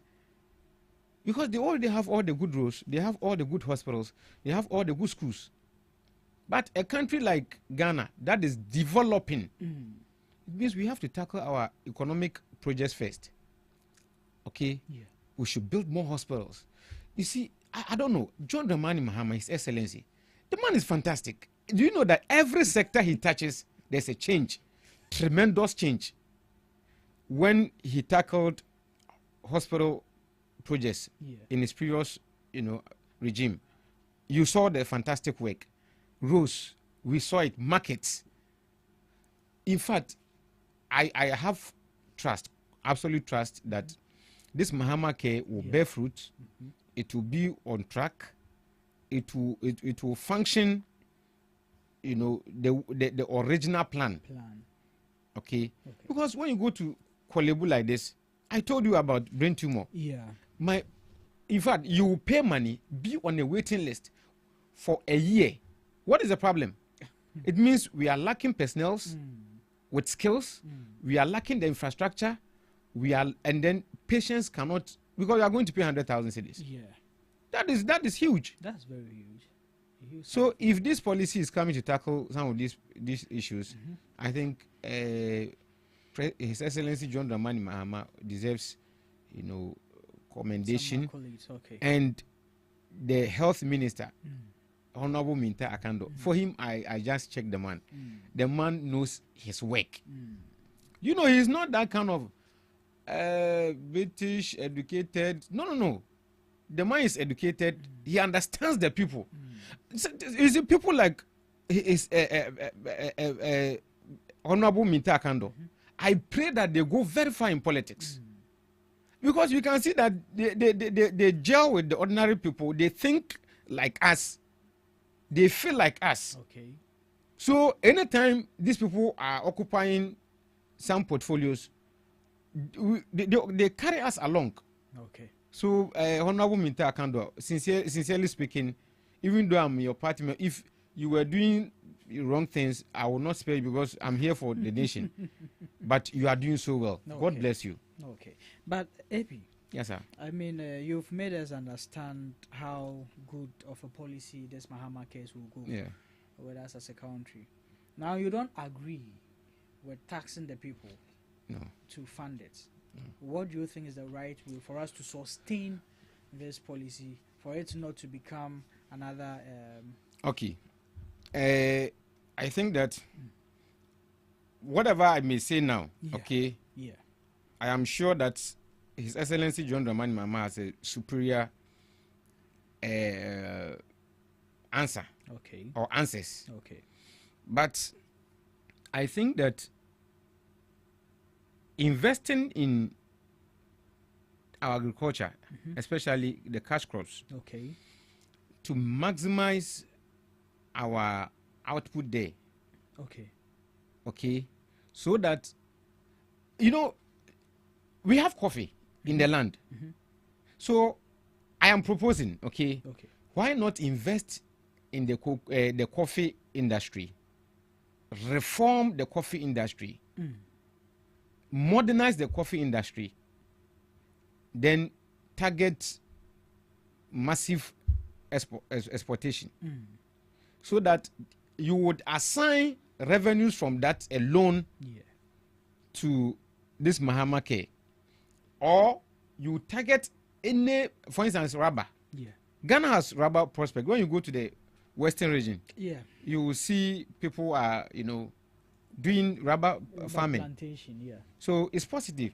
Why not? When you go to Ivory Coast, one of the crops that is keeping the local economy of Ivory Coast is rubber. Wow. Yes, I've been there before. My brother, Ivory Coast takes agri very, very seriously. I always say that the reason why you are not hearing of any coup d'etat against Alassane Ouattara is because he's taking agri serious. You see, our part of the border to Ivory Coast is Elibo. Yeah. Their side is Norway. Now, when you take from Norway, your right hand to Abuaso, they have a town called Abuaso. Okay. In fact, it's a very popular town. It's in the middle. Okay. From Abuaso to Abidjan, but for the sea taking a portion, everything is plantation. Really? When you take your left, it's same. Look, ask anybody who lives in Elibo. When they go to Norway market, the Norway market is Wednesday. Okay. Most of the food crops they bring, when they are done selling for the day, they leave more behind because they don't want to incur the cost of transportation for taking them back. Yeah. They leave them. When pay 500, I don't know the safer 500. Yeah. When you take out 500 to buy pay, you may get like 4, 5, 6. Wow. Yes. So they are taking agri seriously. Wow. So this Mahama K, I think there are a lot of ways we can raise revenue To sustain. to support it. Okay. Okay. So we can honestly I'm just waiting for a day where we would back every policy with something tangible. Okay. Because look, when the health insurance came, when it was born fresh, Yeah. you saw how effective and efficient it was. Yeah. But because there is no sustainable revenue backing it, with time it began to dwindle in terms of services. Okay, in terms of strength, you realize that the thing was facing challenges. Yeah. But when we are able to master an aspect of our economy or agri to support a policy, we will go a long way to sustaining it. Okay. When you go to the same rubber thing, when you go to Ivory Coast, they have huge factories established by the Chinese people to process the rubber, rubber. Yeah. Yes, they have that kind of, industry. Industries and factories. Yes, to a lot process of them. Wow. So that means rubber is like a major. It's a major thing in cash Ivory crop Coast. there. Wow. It's a major thing in Ivory Coast. Wow. Cocoa too. Then palm nut. Okay. Yes, they have serious interest in palm nut plantation. Okay. So they are doing well. So we can learn from them. We can learn from them. Find one of the cash crops. Use its revenue to back policies. Policies. Okay. You understand? Because it will be sustainable. It will be annual. When you go and sell, you export the proceeds, you bring it. You just bring it into those coffers. Then they work just for. Like we did with Esla. Where we're using it for you see the energy. In fact, the Esla was even it was even a tax thing. Yeah. But this one, it will be annual. Okay. There's no way you resource revenue. Yes. You see it. So I think this is just a proposal. I believe strongly, and you see, we have to close all loopholes for corruption. Okay. The ORA did their work, presented their report, and I understand close to $50 billion was in people's private, accounts. So when you're able to recover these huge sums, at least we'll be able to invest it in some of these sustainable, streams. Okay. get money to fund our projects. Okay, so we should ensure that we seal every loophole for corruption. We maximize our output, from the agri sector. In fact, our exports, we have to refine our agri products. I understand there is a report that Ghana is losing a lot of money to unrefined products on the international market. Wow. Yes, it doesn't sound good. And that's true. Look, if we there's this report that Ghana's cashew industry holds significant untapped potential with an estimated $660 million in unrealized value. Wow. Okay. $660 million. That's huge. So yeah, you understand. So this sector alone, that's like an annual revenue we can make. Yes. On cashew. And an annual revenue we are losing to raw materials. On cashew alone. Yes, on cashew. Hey. Oh, but this can fund this Mahamake. It can easily fund it. Easily. Yes. I mean easily. So if we are able to ensure that we regularize the cashew industry, we give them support, we establish industry for it. Yeah. It's when I say industry, the cashew must be refined. It must have processes that will get them finished. Now the farmers must get the input. They must get the technology to increase yield, the yield. Yeah. Okay. All these things, I think we have to make it. We have to make a composite. Strategy. Okay. To getting all these things done. Because we are losing a lot. Okay. We are losing a lot. So I'm urging the agri minister, I'm urging the government, in fact, the chief of staff, he should I think for me I have trust in John Dramani Mahama. I know you have that he has a plethora of a lot of strategies. I'm not sure he's going to go with the decision of the minority. You can't maintain the COVID levy. We don't have any COVID situation in Ghana here. Okay. So we can't tax our citizens with something that doesn't exist. Okay. Yeah. All right. Thank you very much, AP. Now, moving on. AP, in 2020, we held an election. We saw some violence, and up till now, we haven't really had any justification, any prosecution based on what happened then. Last year, we held another election. There were some other incidences like that. Just last month, there was an election. And things happened again. And a few months from now, there's going to be another election.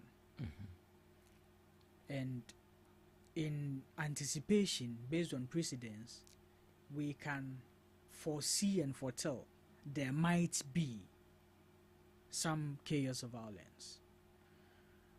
And as a country, as a developing country, if our elections are always going to be attributed with these things, I don't think it is going to help us. Now, all of us as a country has been crying foul against these violences and all.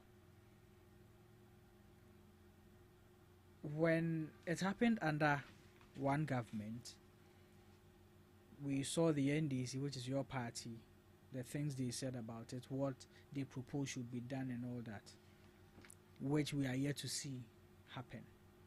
Then some has happened under your government. This is not even as big as the one that happened in 2020 in comparison. But then, human life is life, crime is crime. So, and we are still here to see anything happen regarding that. And so the minority, last week, when they were needed in parliament to partake in the swearing in of that particular constituency's representative, they took a standout, marched to the president's office and submitted a petition for him to do something about the violence that happened, which they say contributed to the NDC candidate winning Victory. Yeah. that election.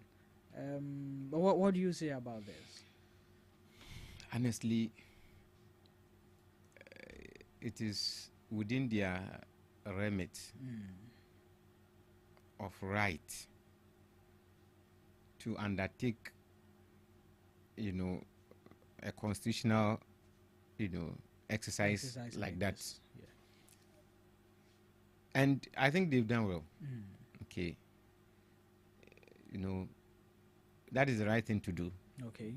To petition the president, call on him to commission an inquiry into the disturbances of the rerun of the elections in Ablekuma. Okay. It's positive. It's good. Okay. I commend them for being democratic. Okay. Ghana is not for only NDC. It's not for only MPP.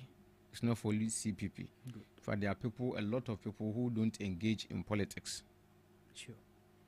Okay. So we cannot do our politics, create nuisance, to disturb people who are either in politics or out of politics. But you see, I think the MPP should take clue from this very incident. Okay.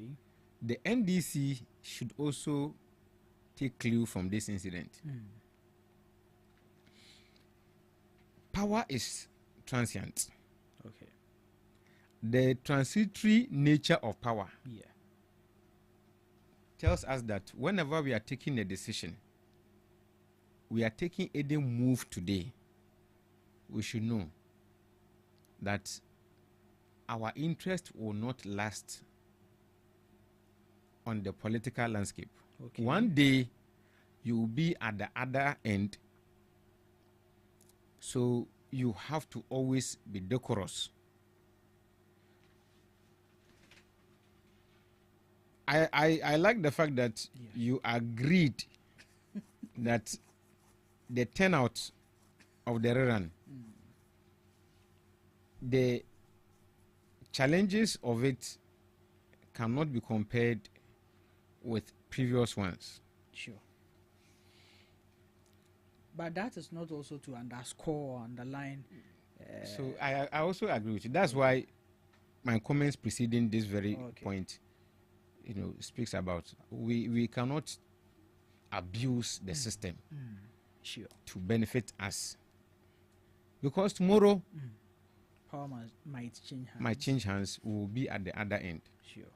So whenever you are doing or deciding to take any course, you have to be very, very circumspect. Okay. Now, do you know that we have never recorded heinous and very, bizarre things like political violence in our history until Nana Ado and Bawumia came to power? My brother. Oh, let's be honest. Okay, let's be honest. The brutality that characterized the elections of 2020. You see, you can't even fathom how that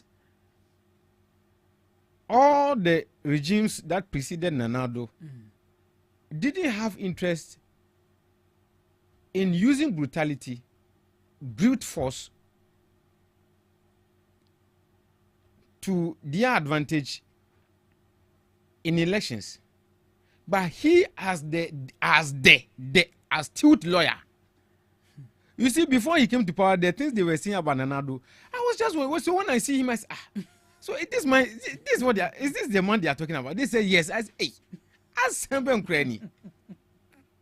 But what were they saying about him, and what did you see different? Do you know one thing? I remember in 2008 when he wanted power. I was in Sunyani Polytechnic. Okay. This man came there, and my MPP friends, what they were saying about this man is an astute lawyer. In fact, when you read law, you will come across some of his, not knowing that it's just a simple matter of me taking you to court. The judge gave a ruling, and the ruling has become a precedent. So whenever we go into law, or a precedent is needed to back a certain decision, then they will just go and quote Nanado versus. In fact, these people, I don't know. I don't want to use the word food as because I'm on radio. And Nanado, this man is fantastic. He's got the brains. If when he comes, he will do this. He has the magic wand. Hey, Chama. MPP for Kasa. And Baumia, in fact, Baumia went to this college, he went to this school, he was the best. Baumia is this and that. And you see, the theorist Baumia was propounding, and I was just looking, I said, hey, this might say something different from the economics outside. Yes. But you know that, honestly speaking, you are not the only person who have said it. I mean, we've all been economic students and all, and most economic students have been saying that, hey, sometimes some of the things, unless maybe we weren't taught to that level. Yes, I was so amazed. I said, hey. Because there are certain times this man will tell us that when the fundamentals of the economy is weak, the exchange rate, when you know very well. I don't know. You see, this man has brought this evil in our politics.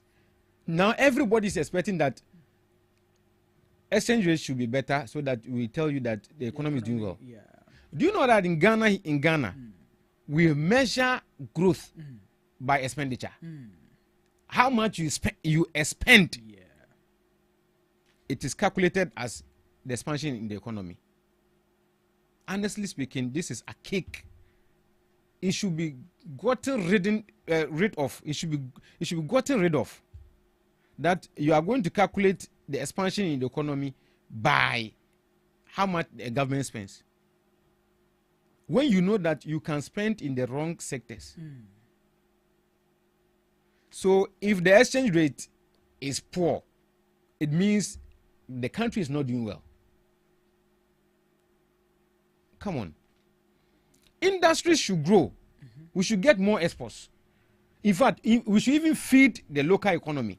You think Burkina Faso is thinking about exchange rate? Oh, my brother, to hell with exchange rate. Feed your nation. Okay. But this is what Bamia introduced in our political, life. So anytime before a government will be performing, we are forced to go to look at the exchange rate. So in fact, Bamia and Nanado, what they have caused us is diverting us from the national, development plan. Okay. So as I was saying,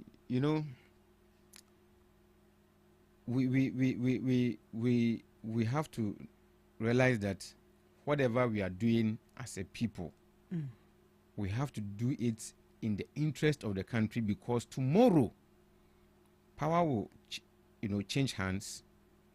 You may be at the receiving end, or you may be at the other end, because I prefer to say at the other end, because you don't have anything you are receiving in a democracy, a fledgling democracy, except good things. Okay, so the minority, I think they've done well, but they should ask themselves, what were they praising Nanado for? When an election will cause, or victory or retention in power will cost the lives of Ghanaians? We saw what happened in 2020. Techima North, Techima South. Okay. People had to die. And what they included in the petition was the case of Howard Kumsin, who is walking free, when we know what happened in her constituency. In fact, it will be an absolute failure if we don't resolve the chaos, the issues of 2020 elections. It will be an absolute failure on the part of my government. Okay, but even with that, people have been saying, or we've heard people call for first come, first serve. So if we are calling for the Ablekumanov violence to be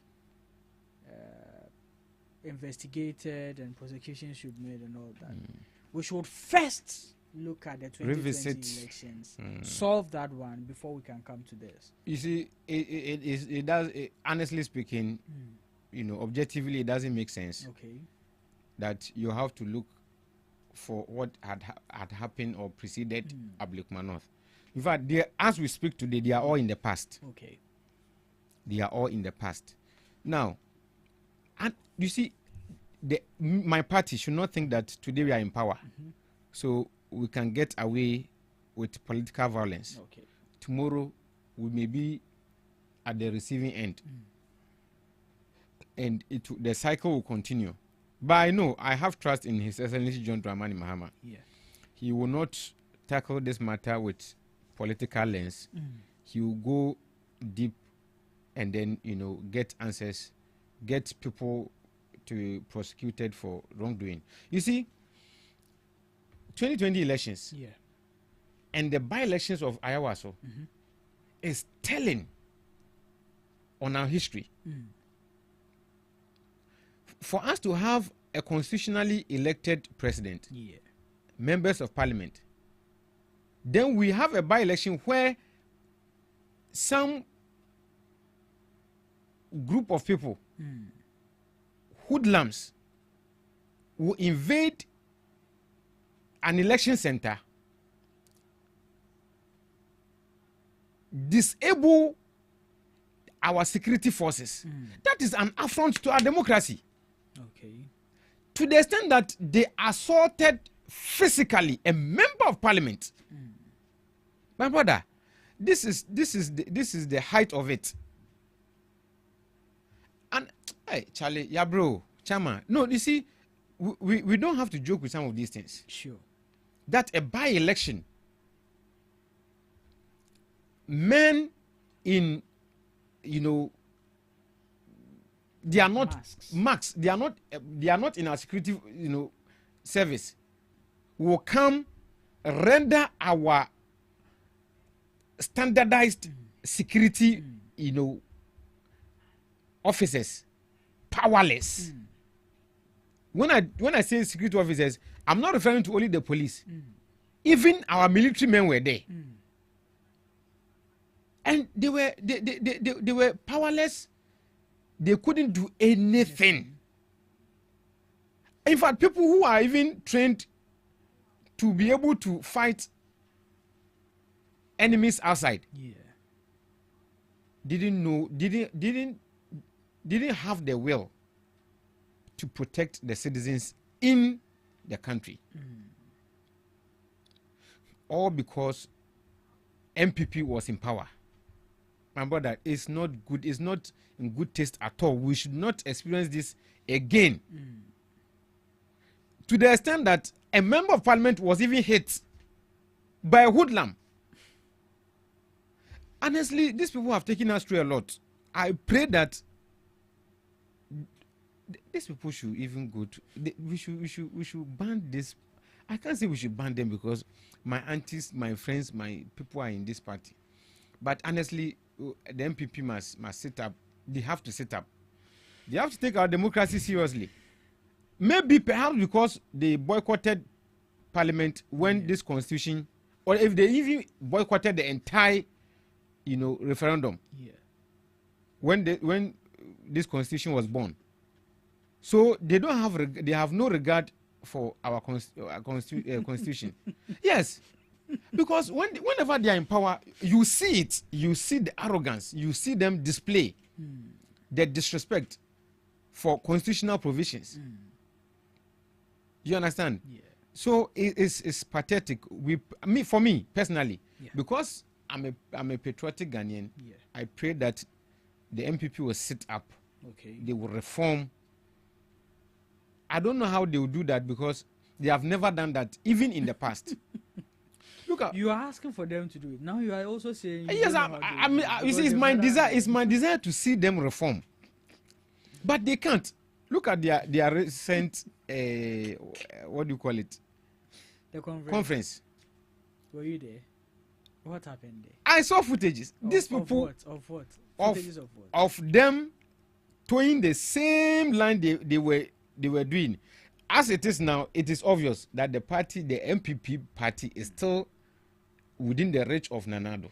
He can do anything he wants with the party. Nanado wasn't even at the conference. So but he doesn't have to be there to be able to control whatever happens there. What happened that you think it is attributed to the influence of Nanado? You see, Nanabi, he complained that, in fact, the grassroots don't even respect him. They don't even respect the portfolio he occupies.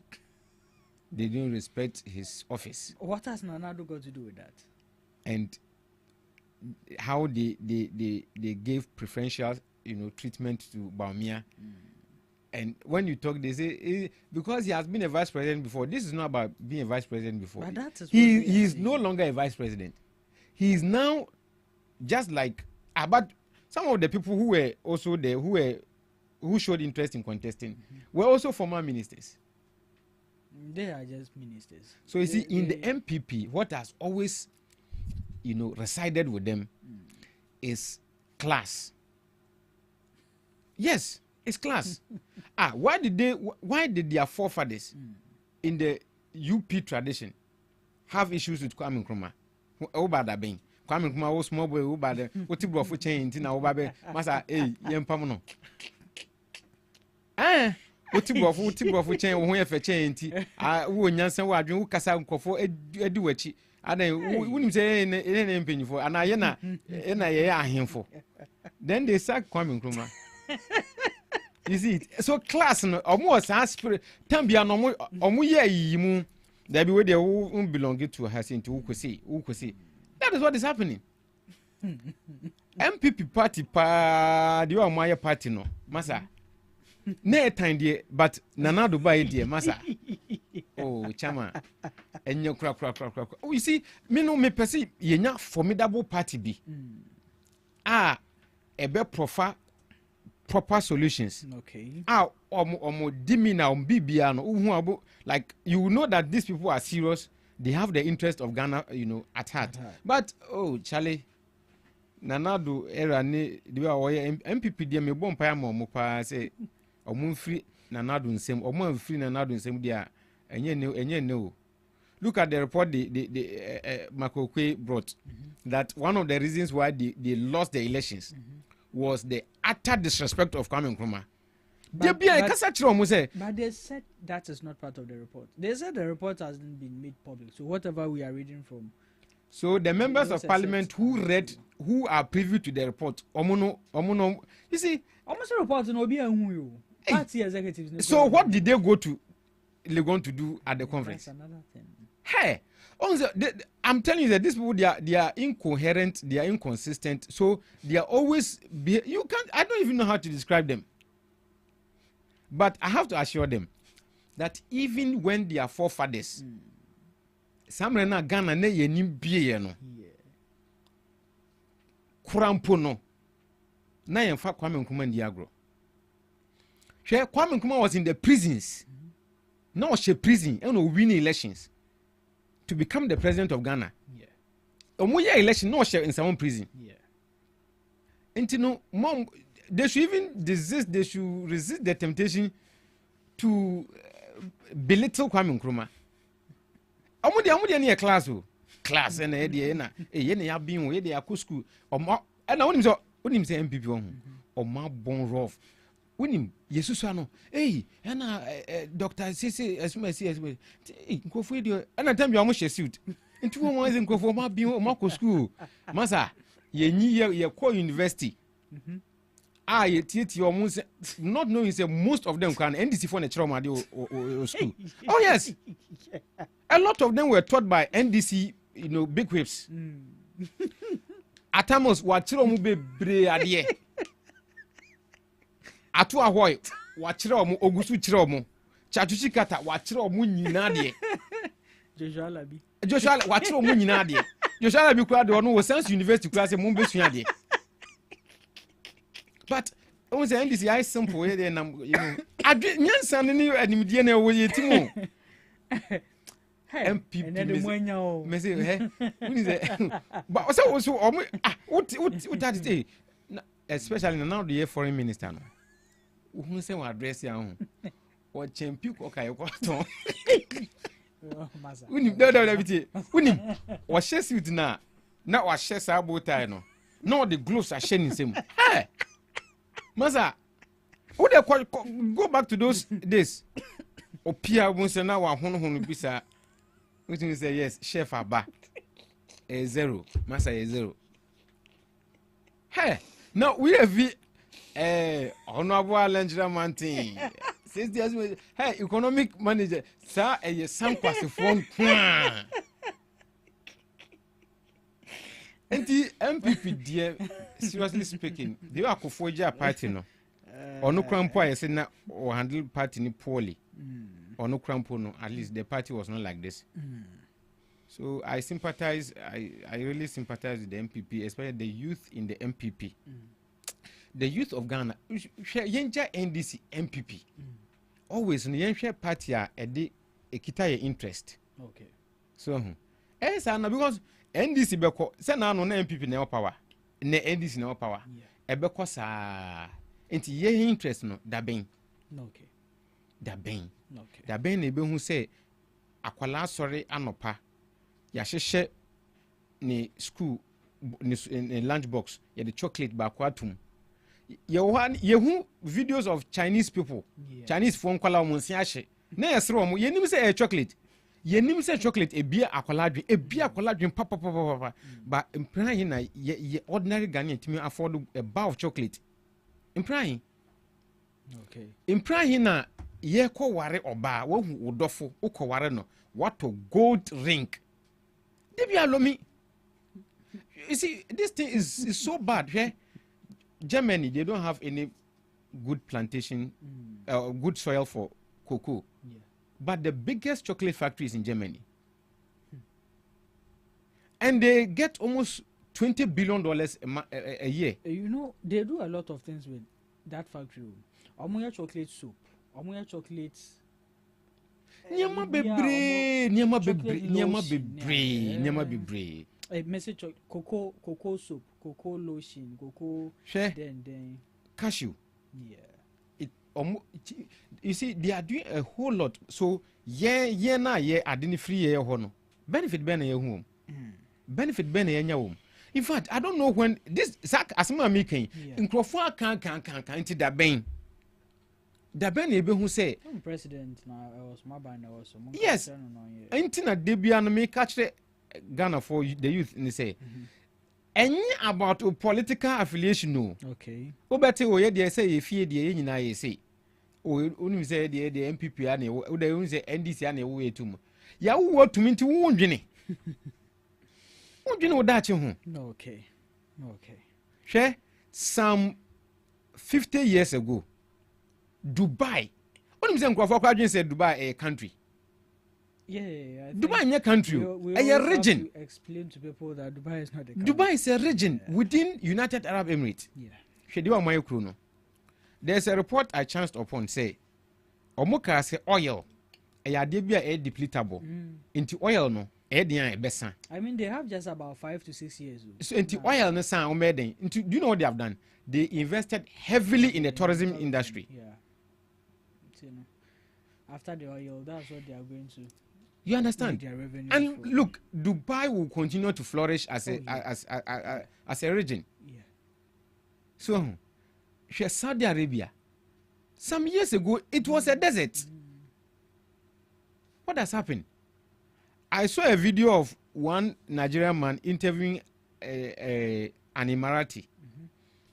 Say, why is it that resources but you couldn't effect somebody? Do you know what he said? Was say more Africa, more resources, no, but more need leaders. Yeah, you need resources by your leaders. You see how far they have gone. So when? Okay. All right. Yeah. I think our time is almost up, so we'll just do justice to the last topic, few minutes, and then.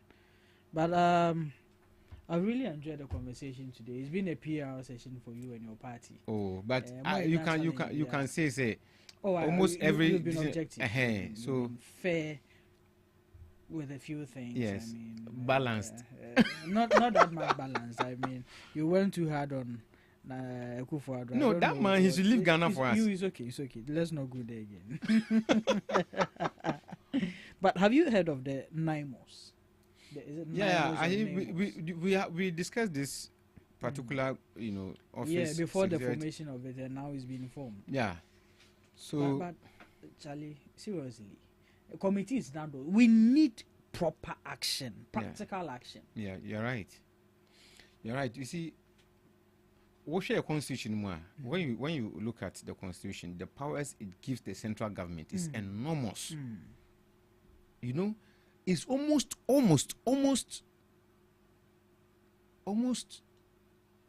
irrestrictable.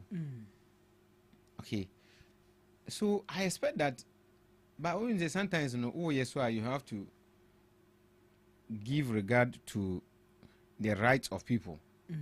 As soon as there's an arm of government that oversees the rights and even the propriety of the actions you take. Okay.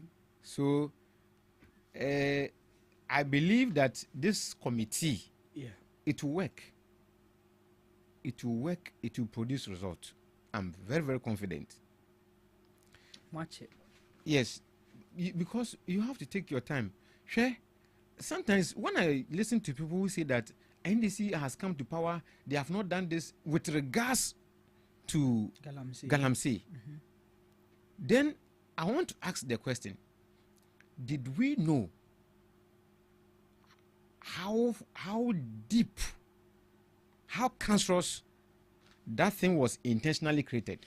But let me ask this: did the NDC know how deep it was before they said all those things when they were in opposition?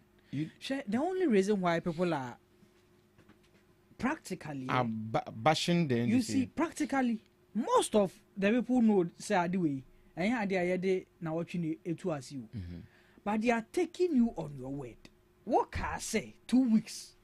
Mobile say so. It's what about power never? What some different excuses are, and it makes it very, very questionable. Yes, you're right. But let's admit it. If you are not in the seat, there are certain things you are not privy to. Then, if you are not in the seat, there are certain things you shouldn't be judgmental about. No, there are certain things. No, there are certain things you don't promise, but you have the right to judge, and we judged right. We saw that this has already become a canker, a cancerous canker. Because to the extent that it was institutionalized. The reports that were coming was that the weapons they are even using there is so sophisticated that our army doesn't even have that capacity. And just over the weekend, did you hear Omanobo Ama say that there've been so much missing ammunitions? Yes. So where did they go? And that report was of 2024 or so. So you can see that the central government of that time, they were deep into it. They were sponsoring. Then they come out to tell us, hey, we are fighting. We fight. Operation the Omaya Nipano. You understand? So I'm urging the lands minister. He should up his game. Okay.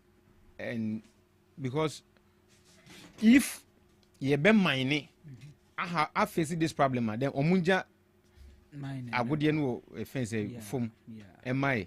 That if we come to get good leaders, then we'll be able to find a way to mine them. Okay. But it's been a great conversation, as I mentioned. Yeah, and my brother, one last thing. The NDC, my party, the leadership, I'm almost sorry. The grassroots is not happy. The grassroots is not happy. I can tell you this. for a fact. They should wake up, because His Excellency John Dramani Mahama is doing all the work he has to do to ensure a clean, safe, victorious ticket for the next person.